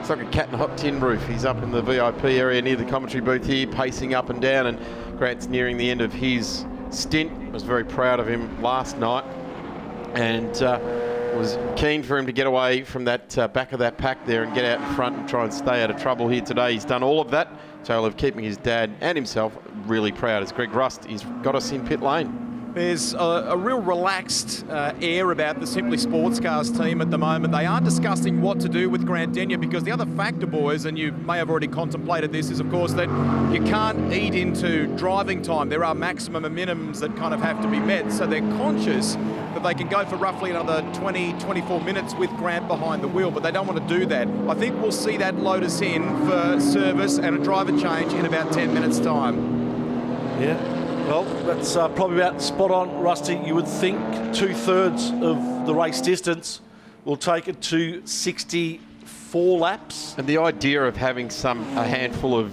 minutes or laps or time, whatever it might be, that the minimum maximum is, the idea of bringing him in before that time's up is just in case something happens with Tony D'Alberto physically and they need to insert Grant back in the car and there's only 10 minutes left in the race. Yeah. So that's a really good strategy to have, I guess, a percentage of error built into your program. I was watching one of the orange BMW going very, very slowly. So we look at the Alford Lotus, it comes into the pits as well. So it's about that time where the Lotuses are going to have to come in and get some fuel. Their economy starts to become questioned. Is that the Thomas Mueller BMW going through 4 and 5 now? Yeah, which is a real shame for it.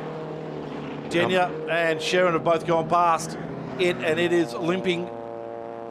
The number 42 Naylor Racing, Lee and Mitch Naylor there in the Mazda MPS, 3 MPS, and there's this limping number 38 that we've just been discussing. Was 4th on the timesheets. It's been a great race by these guys.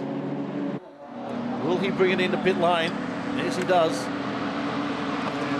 So the fierce racing car of Thomas Muller and Shane Smollen, who was due to get into that car, has trickled its way into pit lane. It could be. It's at that point of the race where we'd be starting to see that. So I guess we're going to be looking to our race leader, Grant Denyer, to see what he does, because the other one of the Lotus is still in the race, is sitting there now getting fuel. And let's see if they do, as a precautionary measure, a left-hand rear tyre on either one of these Lotuses.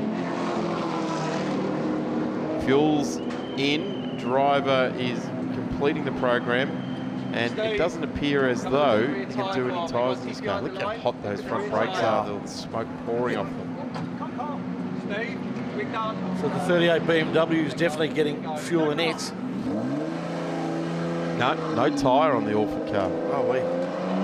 Which is probably an indication that the same will happen for the Denyer D'Alberto car, one would think.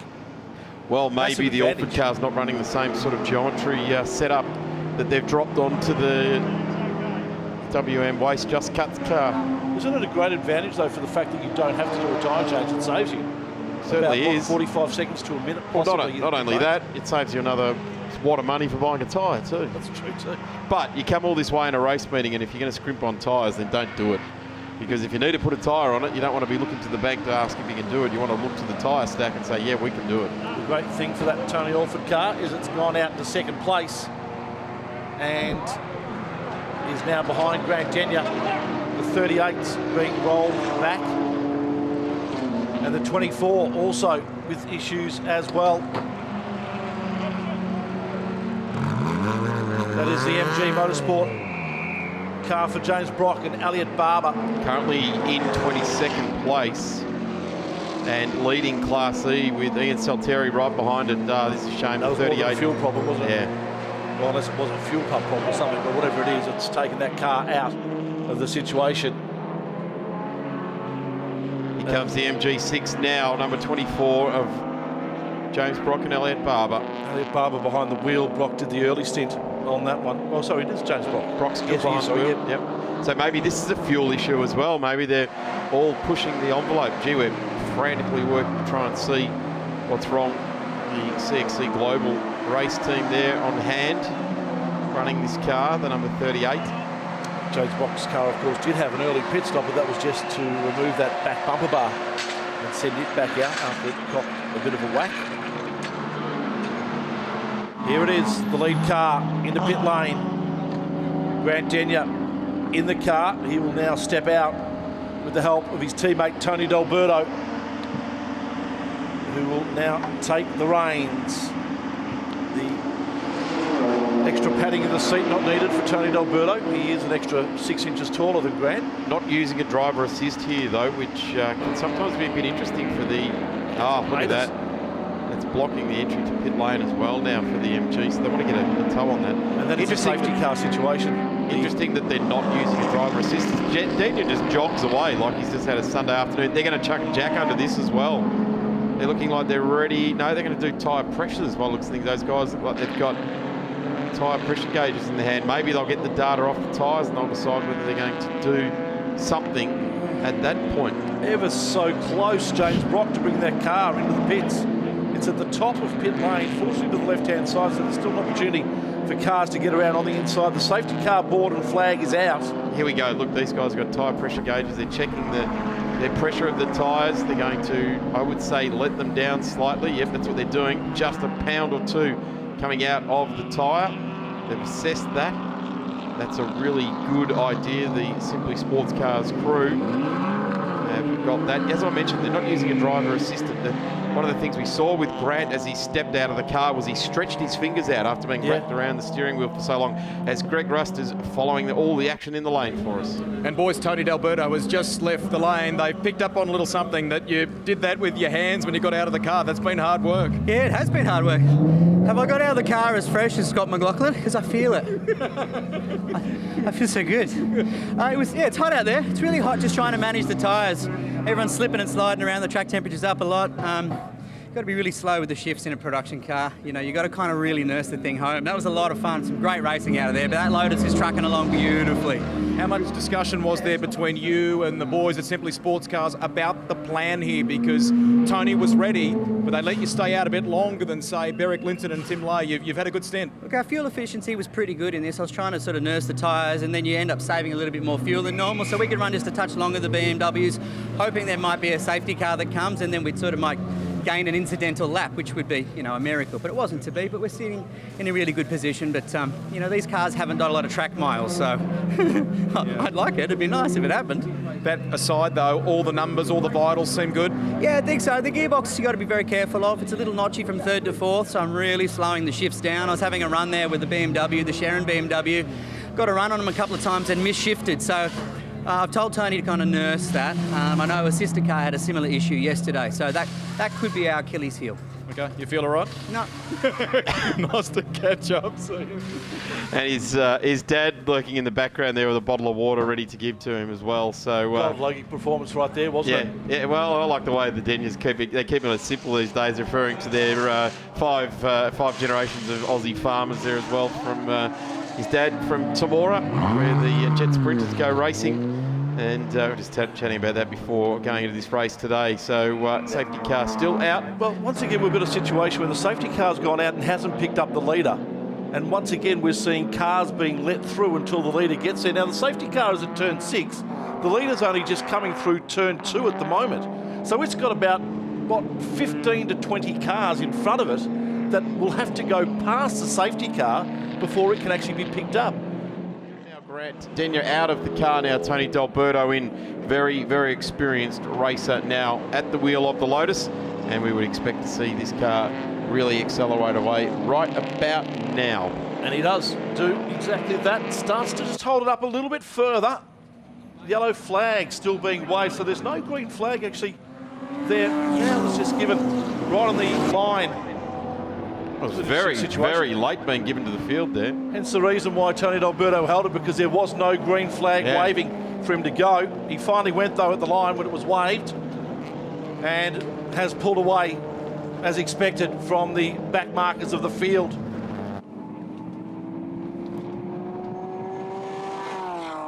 The Beric Linton car in behind D'Alberto at the moment. Tim Lay in the driver's seat there. It is currently 4th and a lap down. The 3 cars on the lead lap, the D'Alberto car, the Kyle Alford car, 2 Lotuses there, and the BMW M4 of Grant Shannons, all on the lead lap at the moment. So the MG that was stricken, run out of petrol before this, as a result of the safety car coming out, now back in the race. Elliot Barber at the wheel, another very experienced racer, driven pretty much everything he could get his backside into, and really enjoying the invitation that was extended to him by James Brock and the crew down there at Brock Race Engineering to run this MG. Pretty cool program too. It's a real traditional name in the world of motorsport, Morris Garages. It might have changed over the years in the way the operations go, but certainly its history is steeped in motorsport. So the situation at the moment has seen Grant Sherrin jump into second place as the Alford car, driven by Kyle Alford's been held at the back of traffic, and you can see the Sherrin car go up to turn 1 now. The Alford Lotus still has another 4 or 5 cars in front of it, which is keeping it away from Grant Sherrin. And then the distance between Grant Sherrin and the Tony D'Alberto Lotus is literally the length of the back straight. We see the BMW really unleashing now, try and chase it down. The Evo 9 of Miller also hunting down. There comes Alford. Gee, there's that speed difference as they start to really put these cars through their paces. The A1 cars charging on past the E's and I's and C's and D's out there. You notice it in this situation, don't you, Daz, where they're all bunched up after a safety car period, and we start to see these cars make their way through the field. And you can see a massive speed difference there from the Lotus as it goes and grabs 4 or 5 of the lower class cars in one spot. And we heard from the guy that's led more race laps this weekend than anyone in Grant Denyer that he really enjoys that. Absolutely wrung out after his stint, but really enjoyed it. Yeah. It's great closing on cars and getting through, weaving your way around. You know, like he's had a ball. He's had a full dance card for the last 2 days. 47 laps, some 56 laps here today. I reckon he'll sleep well on the journey back home tonight. The Jacuzzi Spas Australian Production Car Series in a healthy spot at the moment. 48 cars competed at Sandown, 37 cars here this weekend at Queensland Raceway. And with entries opening for the 6 hour at Phillip Island on the 6th of August, one would expect that if you don't get your entry form in pretty early, you might find yourself in the outer. Yeah, you want to get your money where your mouth is for that one. I can assure you, one of the world's iconic racetracks, really suited to this type of car in the endurance type of racing. 6 hours, really, really looking forward to getting down to Phillip Island for that one and seeing how that event plays out. There's a 6 hour actually on Phillip Island as we speak this weekend, but it's a regularity relay type teams event where there's multiple cars in it. At the end of, or at the start of November, it'll be as we see here, one car, couple of drivers, and away they go. So the other interesting thing, Tony, about that is that we're going to see co-drivers jumping in and out of the car. Yeah. November at Phillip Island, the weather's good. It comes really good. The Island Magic event at the end of the year where we're going to see the Sky Sands National Sports Sedans play out their last round. It is a weekend that you don't want to take new tyres to because it gets warm and they blister up. So a couple of weeks prior, it's going to be ideal. Probably be a little bit like this, actually. We talk about the speed difference between the cars from classes, even in the same class. We have that situation as well as we saw the M4 pull away from the M1, number 4 car of Anthony Sewell and Andrew Fisher on board that car at the moment. And a black flag, Darren, has been handed out. Car number 90 receiving this. It's the leading in A2, Carl Begg and Justin Anthony. This is a turn up for it. This is a real turn up for the cards. Guys doing a fantastic job. In fact, fifth on the road. Getting my tongue tied a little bit, Tone. Been on air for quite some time today. It's been a long day. Bit of endurance slip into the commentary booth, but yeah, car number 90. I wonder what that's for.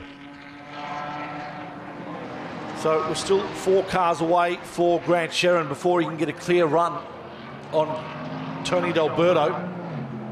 That won't happen for a couple more laps yet, I wouldn't have thought, as he makes his way around. And also then the Alford Lotus of Kyle Alford now starting to look at getting past a couple of cars himself as well. And you can see him weave his way through the magic right there. First of all, he gets past the Scott Turner, Rob Rubis BMW and now lines up the big Commodore and takes it as well before turn 1. Here's the number 90 coming down the lane, and as the team will have had explained to it, car looks absolutely majestic as it comes down through the lane, as Greg Rust is chasing the story for us on the ground. Guys, I'm hearing it may be a safety car breach for car 90, but I don't know what's happened. So some sort of suggestion that they may have done something wrong under the safety car period. Is that the story, that there was a breach of safety car regulation? That's why I'm about to go upstairs and find out. We believe we're in the right. We were called past the safety car. They were targeting car 64. That meant to pass the safety car. We were directed by the safety car to pass, and then they stopped. So that was confusing. I'm going to go upstairs now and talk to race control and see if we can't sort that out. Leave you to it. Thank you. Thank you. Unfortunately, though, nothing can be really done, can it? I agree with what they've just said there, unless it was something on the restart, like there was an overlap or something like that. That's about the only thing. These guys haven't put a foot wrong all weekend long. I find it hard that they would have gone outside of anything. They're well versed in how it all works. So, yeah, it's going to be interesting. We haven't heard the end of that story as we speak. While they lose position on the track and go down to 7th place, they still remain leaders in Class A2, and probably a good time to try and bring you up to date with our class leaders at the moment. Of course, Class A1 is led by the overall leader, and that is the Lotus of Tony D'Alberto and Grant Denyer. Grant Neen Sharon currently in 2nd place overall and also 2nd in A1. And the Lotus, the Orphan Lotus, is also in 3rd place overall and 3rd place in its class as well. We told you the A2 is the Mercedes, currently being driven and taken around the track very nicely by Carl Begg and Justin Anthony, who was in it earlier, the Mercedes C63 leading Class A2. Make our way to Class B1, and it's a 29 car of Scott Turner and Rob Rubis, the BMW 135i that is leading B1. Right behind it in 10th place, that Rubis car currently in 9th. In 10th place is the B2 car. That is the number 30 car of Jason Symes and Ben Walsh, the BMW M3 E36 leading its class. C-class leader, 11th overall, is the number 42 class of Mitchell Naylor and Lee Naylor, the Mazda 3 MPS, doing a great job out there, 11th overall. We work our way down to D class, and it is the number 51 car, the MWM Racing Mini of Trevor Keane and Richard Luff, who is leading that category as well. E-Class, currently led by the Toyota 86, I should say the Nissan Pulsar. It is number 86 of Kem Usel and Ian Saltieri. And our I-Class leader at the moment, the Invitational class, taking up the challenge is Lindsay Kearns and Scott Green in their Ford Falcon, and doing it pretty nicely at the moment too, with a handsome, probably about a half a lap gap from their nearest competitor, that car being the Jamie Finesse and Bradley Wickham Ford Falcon AU. As we jump back on screen, Mark Griffiths and Will Brown. Will Brown currently in that Toyota Echo, number 12, replacing Amy Griffiths this weekend, who couldn't make it up to Queensland. So a very, very good replacement in Will Brown, local boy from Toowoomba, and nothing on the weekend, decided that he'd jump in. There's the Kem Usel and Ian Saltieri driven Nissan Pulsar. Of course, that is the Class E car leading its class, and that is for position for Class E. The number 80 leading and the number 12 of Will Brown right behind him. So this is a good battle for Class E. Yesterday it was Usel and Saltieri in the Nissan Pulsar that took that class in the night race. Will Brown looking to make up a spot and take the lead in Class E right here. 74 laps down of 96. Tony D'Alberto remains our leader, ahead of Grant Sharon, 19 seconds up the top. There's less than 19 seconds though between these Class E cars, probably 0.19 of a second. Toyota Echo up against the Nissan Pulsar.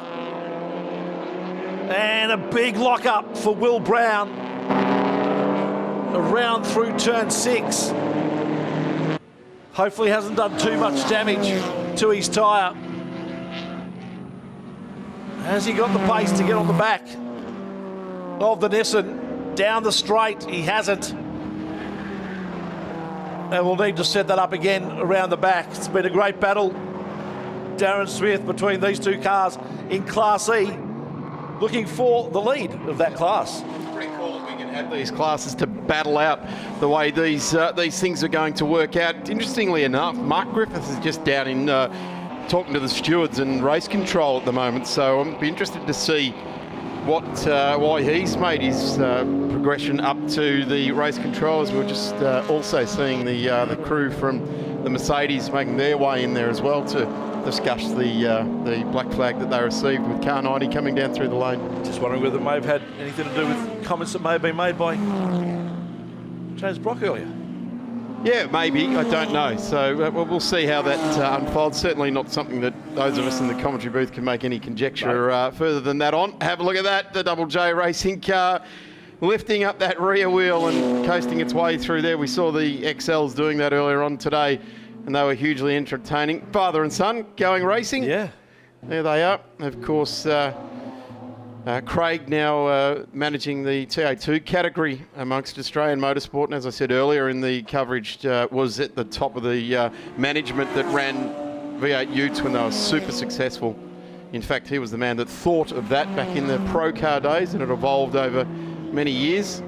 Little flash of the lights there from Will Brown as he went past his pit lane crew on the fence, whether they were giving him some sort of instruction, and he was just I think they were giving him the hurry up. Yeah, probably. I think they were giving him the, well, come on, mate, you're the ring in here. Let's see how you dance on the pedals, buddy. Of course, a fantastic year so far for Will Brown in the Super 2 series, and he's also been given a call-up for the supercars as an enduro driver.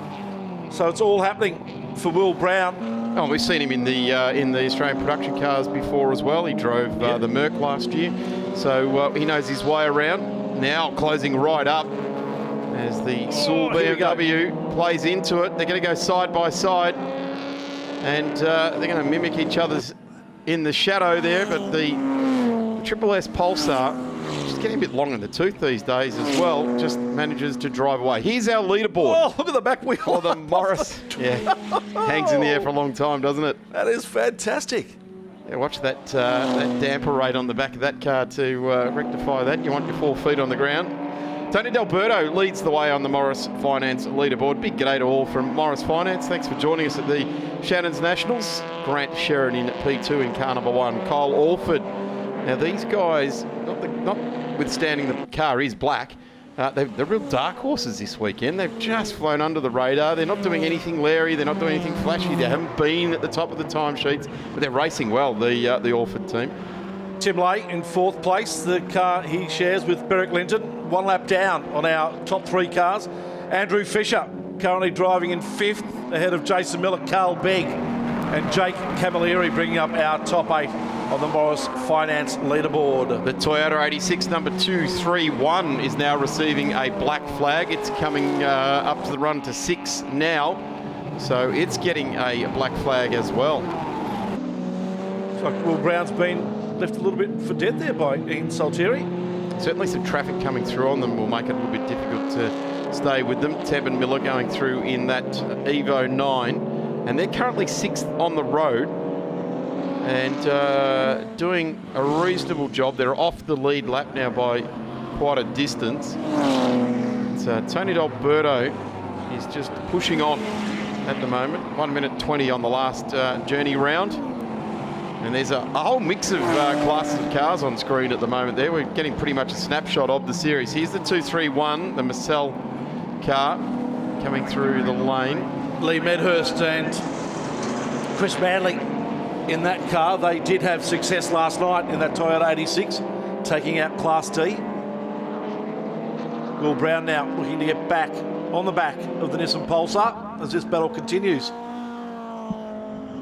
18 laps to go, plenty of time in hand. Let's see the 300Ks take full effect here this afternoon as we are in the second stanza of this race. First, in darkness last night, a spectacular race. Now, a traditional race on the Australian motorsport landscape for production cars, and one that's talked about often away from this event. how the fight in the night transpired, and we saw a real close one last night, coming right down to the wire there. It's the Miller car being shared with Aaron Tebbs. Aaron Tebbs out of the car now. Miller in, and running currently in 6th place. Grant Denyer looks as though he's had a sugary drink and a cold drink as well, just to wash away the 50-plus laps that he did as we go down to Greg Rust. Darren, I think he's a little miffed at you, Griffo, because you saw him going into race control, and I think you were hoping to sneak in there without people seeing it. Firstly, what was the reason for the visit to the officials? I went up to the officials to ask about the safety car restart then. We were 100 metres behind the other car in our class, and after the safety car restart, they let everyone go random again, and we've lost a whole lap on that car. So I went up to ask, how is that right? So they've explained to me what's happened. They're going to have a look for it. And while I was there, they asked me about an incident with an MG earlier in the race today. Okay, and what was the outcome of that? The outcome was there was all 3 cars in the category had come into turn 3.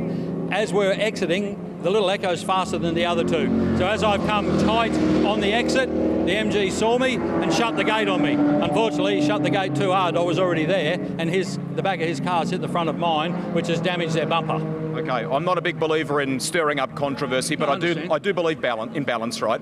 In another interview today, he suggested that perhaps there was some tension. Was it a get square? What unfolded and why? No. Last night, he made the most silliest manoeuvre in turn 1 that could have injured everyone and caused another incident like the ute racing crash from last weekend. So in the dark at night, he tried to go 3 wide in turn 1 and just belted my car 4 times down the side, buckled a wheel. We lost 2 laps. So yes, I was quite dirty that he did that, especially when the driver at the end of the night did not come up, didn't say anything, didn't say boo.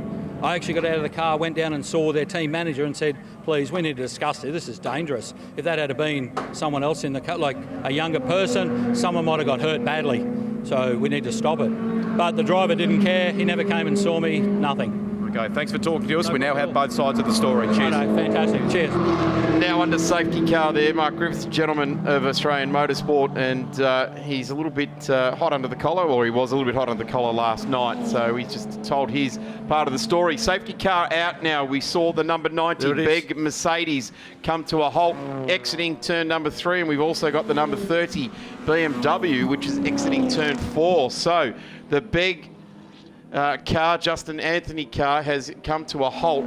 They were in contention for this race no matter what. They were certainly annihilating A2, and even though they've been stopped for a lap now, they're still showing as 9th on the road. So that's a real shame that the number 90 has come to an absolute halt there. Car number 30 also coming to an absolute halt there. So we see another safety car intervention. And we are about to go racing. Hey, have a look at Elliot Barber. He wants to go with Tony Delberto here in the MG6. And he will for the first 5 metres. That'll be about it. He will for the first bit. He'll stay with him. Experienced racer as well, so he'll be watching Tony Delberto. Yellow flag still waving from our control tower. So Tony Delberto still not going over the allowed speed. He will, though, once he hits the line. There's the green, and away he goes. And straight away, that gap opens up again between him and the cars behind him. Have a look now. Grant Shannons takes 3 cars on the journey down into turn 1. Logs in behind one of the Colin Osborne Motorsport Class C Renault Megans. It's dispatches with that now on to the back of the Volkswagen and works his way through onto the back of that as well. But it's Tim Lay that's trying to go with Tony Delberto, albeit to try and unlap themselves. So they've got a massive task. Look at the Orford car as well. It's blazing away down the inside, down underneath George Karadimas' Falcon there as well, and turns in to the right-hander. So that is a car that is chasing position in this race. So it's the green Lotus, then it's the orange and yellow, or red and yellow Sharon Hire car of the Sharons. Then 2 cars back, now 1 car back is the Lotus. That's your podium contenders for A1 class. And I don't know what happened to Kyle Orford, because at the restart he only had 1 car between himself and Grant Shannons. By the time they got to turn 3, he had about 5 cars. He's now picked them off and is right back on the back of Grant Shannons. And we'll look at trying to get that spot into 2nd place. So 3 out of our 4 leading cars are in the top 3. The only one that isn't. And on the straight altogether at one time. Exactly right. And the only one that isn't is the car actually behind our leader at the moment, and that is Tim Lay, who is currently in 4th place, but a lap down. So let's see if Tim Lay can go with Tony D'Alberto here. I would suggest that Tony D'Alberto is not holding anything back, because that BMW that is 2 back from him right now, we know the dogged competitors that family racing team are. It's not over until the gates are locked and everyone's left the race meeting. So they are going to drive this thing for the next 8 laps like it's the last 8 laps they're ever going to do. 4 seconds the gap between first and second. That is the Green Lotus of Tony D'Alberto and the BMW M4 of Grant Sherrin.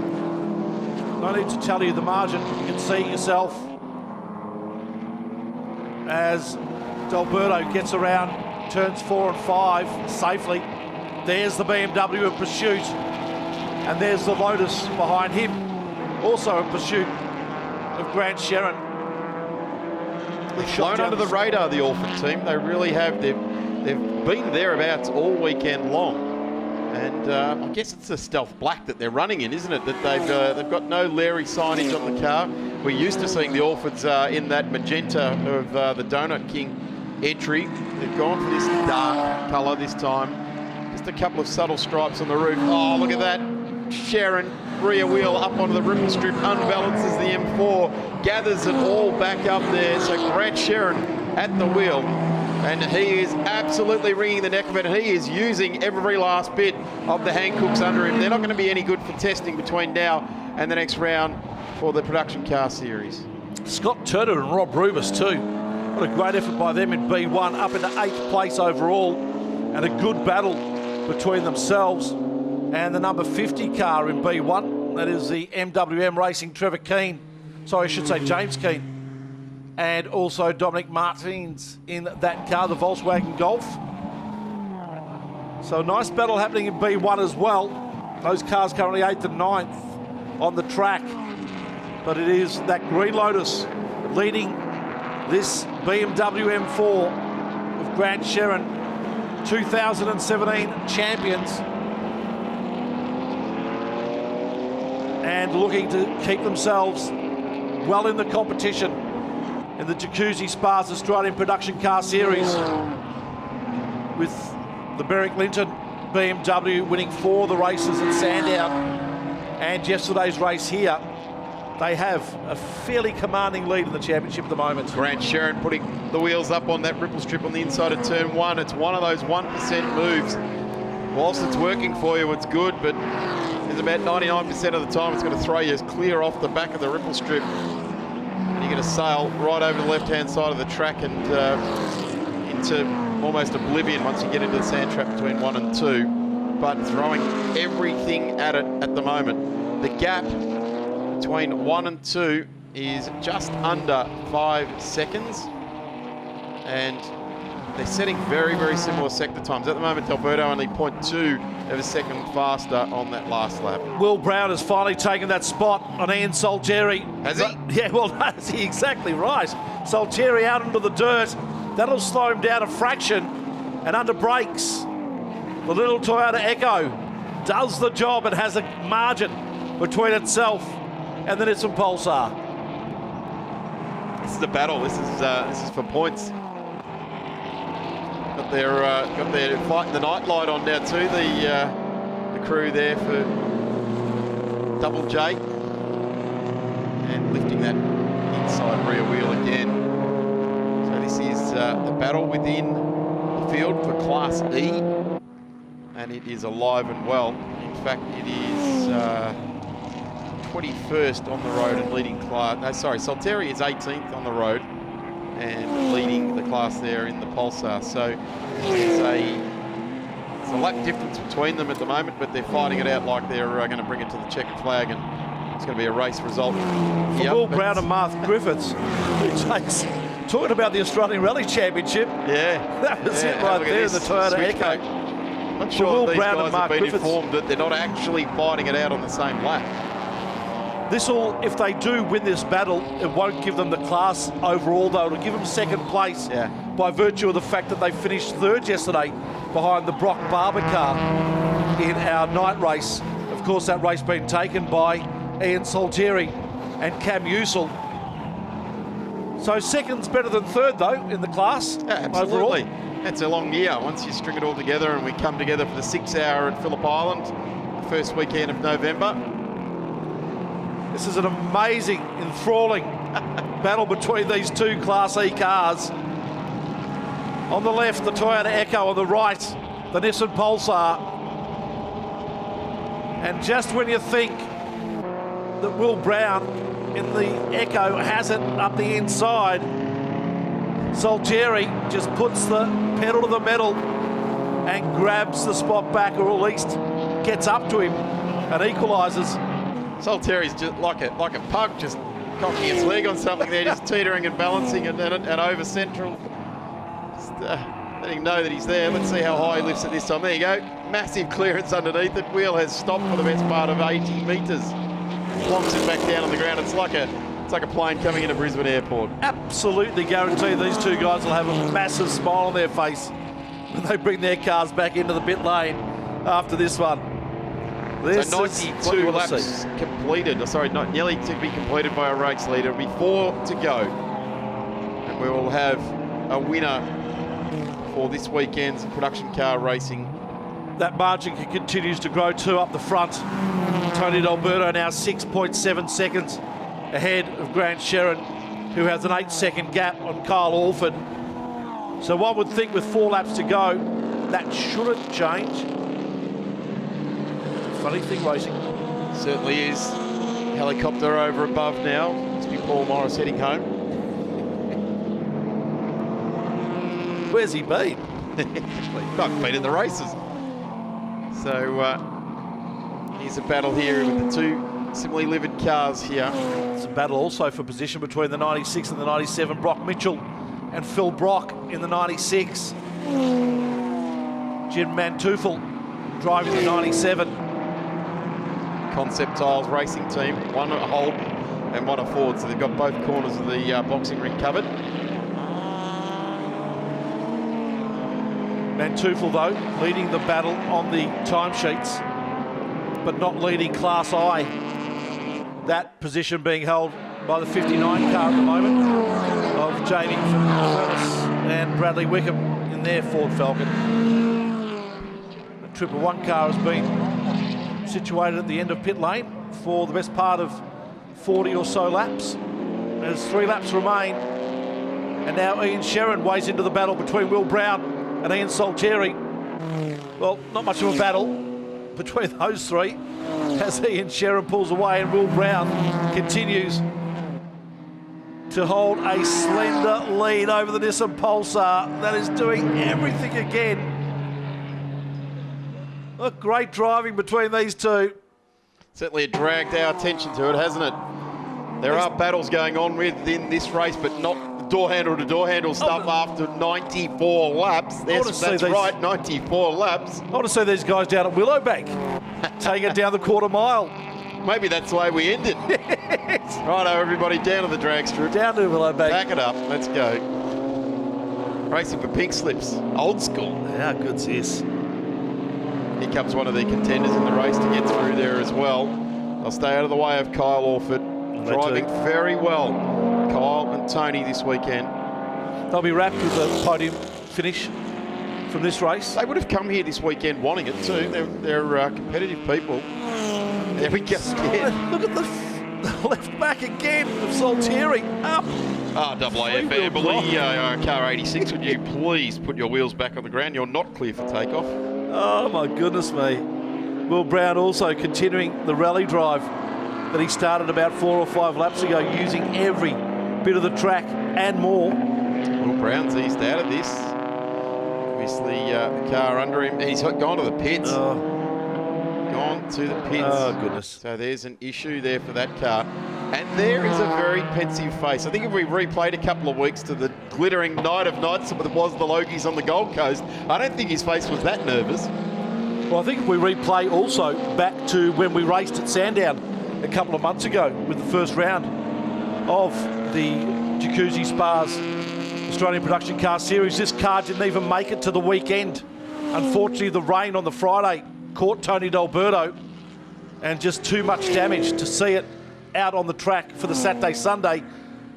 The Morris Finance leaderboard, though, tells us that it is our lead car with 1 lap to go and just about ready to turn around the fortunes of Tony D'Alberto and Grant Denyer in the Australian Production Car Series.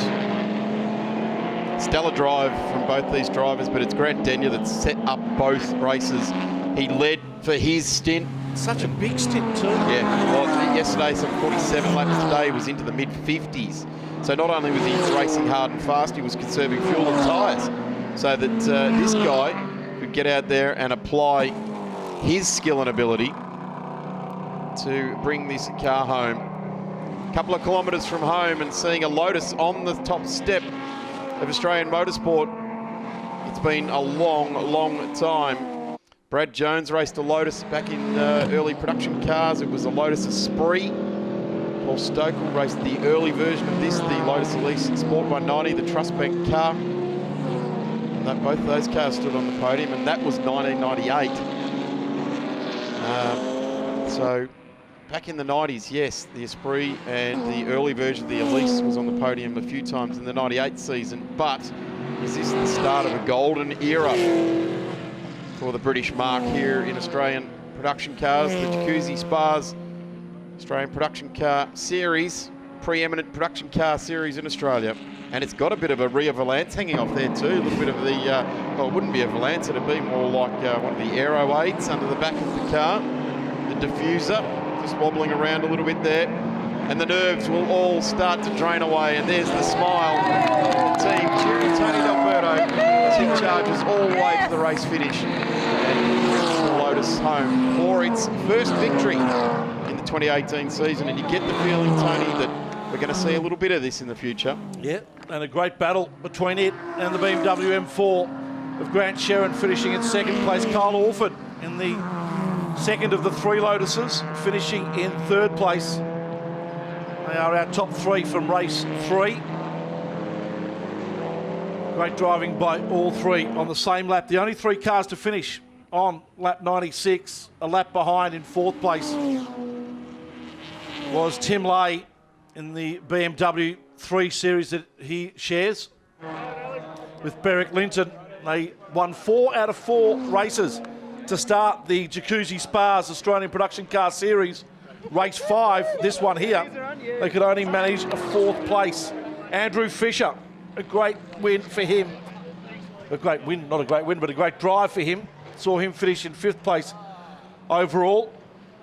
As we make our way down the classes, the winner of Class B1 going to the number 29 car of Scott Turner and Rob Rubis in their BMW 135i. Winner of C-Class down to car 42, and that is Mitchell and Lee Naylor in their Mazda 3 MPS. Winner of D-Class is car number 51, and that is Trevor Keane and Richard Luff. Sorry, I should say Richard Luff and Matt Lewis in the Mini in that car down to E-Class, and it was Ian Saltieri taking it out in that Nissan Pulsar that he shares with Kem Usel. And then down in the Invitational class was the Ford number 59 car of Jamie Finesse and Bradley Wickham. Hey, I tell you what, Tone, you want to get your podium done and dusted, have a look at the skies out west. It's heading this direction. Yep, we'll get it done in the next 10 minutes or so. Don't you worry about that, mate. Don't want to get rained on the podium. All you want to be rained with is champagne. Big series so far for that car right there. 4 wins out of 5 races and a 4th as well. And he'll park in front of number 1. Well, he does get the opportunity to park in front of number 1 because it will be a round win, one would think, for that car after its victory yesterday. Greg Rust will be with our first, second and third placed cars in the round shortly. Down in pit lane as we head right down there now. Rusty? Tony, you're absolutely spot on. They are the round winners here at Queensland Raceway. Tim Lay stepping from the car. Beric Linton had a nice, consistent run today and backed up off a good night's racing on Saturday. Yeah, look, obviously did a great job last night, and Tim brought it home and we got first last night. We've had a couple of heat issues today, but kept out there circulating, and Tim was doing some good times at the end, and staying in touch with the leaders even though we were a lap down. G'day there, young fella. Nice job by you there today. It's fit as a Mallee bull. Haven't got a sweat on me. Not a bit of sweat at all. But hey, listen, this car, the record that this car has had by and large has been phenomenal, and it's continued here at Ipswich, hasn't it? Yeah, no, the car's good. I mean, we've still got a couple of teething issues, which showed today, but I think the safety car was their worst enemy then, wasn't it? Yeah, I'm still trying to figure out what happened, but at the end of the day, we're winners for the weekend, so happy days. What's the learnings from the weekend? There was a couple of little minor things that worried you last night, weren't there? Yeah, the boys worked late last night replacing a fuel pump because it wasn't pumping over to the other side. So, still got things to fix, as Tim said, and we'd had this problem with the heat at Bathurst, but we'd been testing. We thought it was fine, and it got us today again. So we've got some work to do. The Coronas are cold though, aren't they? We put the Coronas on ice. That's the main thing. Priorities. He's got the priorities right. Congratulations to you and to all the team. Round winners here this weekend. Super stuff. Thank you. Cheers. There they are. Tim Lake, Berwick Linton taking things out. We move to Ian and Grant Shannons, second for the weekend. Well done, guys. And it was you guys hustled at the end, didn't you? Yeah. Grant was in the car at the end. He was really pushing hard. So, like if we hadn't had so many cars between us in the safety cars, it could have been a bit of a better fight, but he had to make up too much ground there. So, but yeah, really pushed hard in the end. Yeah. How do you feel? At the moment, pretty buggered. That was pretty good last 10, 11 laps. It was pretty full on, and took the car where we needed it to be, and quite didn't get there. But anyway, the car went well. The team done a great job, and thanks for the event organisers and everyone last night out in the track. I reckon that's a really valid point that you make, because you've had some wonderful track time as a class or a category this weekend, and a great mix of racing, haven't you? Yeah, look, this is an awesome category. 4 to 5 hours of racing every time you come racing with us. Right down to the Echo. I was watching the Echoes at the end of the race with this, and what an amazing race. I was side by side through about 4 or 5 corners. It's fantastic. To see that all the way through the classes, I think is just amazing. Roll on the next round. Well done, boys. Thanks very much. There they are, the Shannons Rentals team, second today.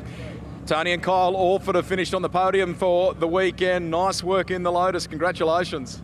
Thank you very much. It was a fantastic effort by Lotus and Kyle, and everything turned out very well. Thank you. Real mix of racing too, from last night's fight in the night to a hot Sunday afternoon here for the middle of winter. Yeah, it was. Track was very different, so changing conditions as always, but no, it was obviously a better result today, so happy to finish on the podium, especially with the old man. Well done. So great result overall for the weekend, third here at Queensland. That's pretty cool. Thank you very much. Well done. All right, let's take it to Darren Smith and recap things at the end of a great round of the Australian production cars, brought to you by Jacuzzi Spas. Thanks very much, Greg. Russ down there, still looking resplendent in his 3M race gear down there as well. This is how they brought it to the line. It was Tony D'Alberto in the Lotus Exige 350 Sport. 7 seconds clear in the end of Grant and Ian Sharon in the BMW M4. Of course, Tony D'Alberto sharing with Grant Denyer down there as well. Kyle and Tony Orford thanking his dad there. Well done, Kyle. Great to go racing with a father and son team. Lotus Exige Sport 350, third in the race there. Tim Lay, BMW M3, home in fourth place and taking out the round. Andrew Fisher in the 1M BMW. Jason Miller bringing home the old Mitsubishi Evo 9, giving it a really good shake. Jake Camilleri, welcome return to production cars. I guess probably not the result that they would have wanted to bring out of this weekend, but they brought the 1M home. Rob Rubis in the 135i. Dominic Mertens, great to see Dom back at the wheel and bringing something different to the landscape, the Volkswagen Golf R-GT. And Jeff Russell bringing that Falcon home with George Karadimas home in 10th place. Hard-working team down there for that result. Lee Naylor bringing the Mazda MPS 3 home there as well. Blake Orban, the second actually there in that class in the Renault Megane RS265. Ash Heffernan bringing the older Commodore home there in 13th. Callum Jones in the second of the Renault Megane RS265s. Bradley Wickham in the AU Falcon. Gary Bonwick in the same car. Jim Manfool in the VT Commodore. Ian Salteri, who entertained us all the way to the very end with his three-wheeling antics, and the RAAF Amberley base weighing in and telling him he was using up airspace he wasn't authorised to do so. Richard Luff bringing the Mini JCW home there as well. Michael James in the Toyota 86 GT rounding out the 20. Will Brown brought the Echo home, and that was the battle that Ian Salteri was waging for the last 9 laps of that race. Thomas Muller 10 laps off the lead. Chris Manley, Elliot Barber eventually brought the MG6 home. Clouded in a bit of controversy, and then Brock Mitchell as well. Some 300 kilometres ago, in fact exactly 300 kilometres ago, we set these production cars in the Jacuzzi Spas Australian Series off on their way. Jim Policina looked as though he was pretty aggressive, getting away with it there, challenging for second place into turn 2. And here came Grant Denyer on his inevitable charge to the front of the pack. And there goes Jim Policina, 3 corners in. And that was the end of the day for the Parramatta Smash Repairs car. Ryan Simpson not even getting to turn a lap here today. A real shame. And a real talent is Ryan Simpson. The field settled themselves down momentarily, and then the battle started to wage as we saw Denyer challenging car 1. Last year's champions. Very, very hard to do it 2 years in a row. But this is what happened. And that Lotus, that green Just Cuts Lotus, set sail on the field. Chased down Beric Linton in a couple of laps later, and there it is, 10A. The Lotus leading the field after a safety car restart, green flags all the way around. Beric Linton went with him for a while. Of course, Tim Lay combining last night with Beric Linton for the win for those guys, and here comes the big Falcon charging on through on a couple of Toyota 86s. He'd actually unceremoniously expired on the pit straight. Massive plume of smoke there, and a couple of BMWs just getting pretty feisty with each other. It's the M3 of Linton there in the front there, and the M4 of the Shannons. This is a spectacular way to get yourself a drive-through penalty. And getting a bit of a fuel spill there as well, so not what we wanted to see. But here is the challenging, continuing on. M4, the Sharon Rentals team, car number 1, still trying to take it up to the number 10. So still Grant Denyer at the wheel at this stage. He did some 57 laps and was wrung out, but had the best fun. In his words, had the best fun ever. And this battle was right at the end of the race and entertained us, whilst the main game, guys out in front in A-Class were sort of line astern of each other.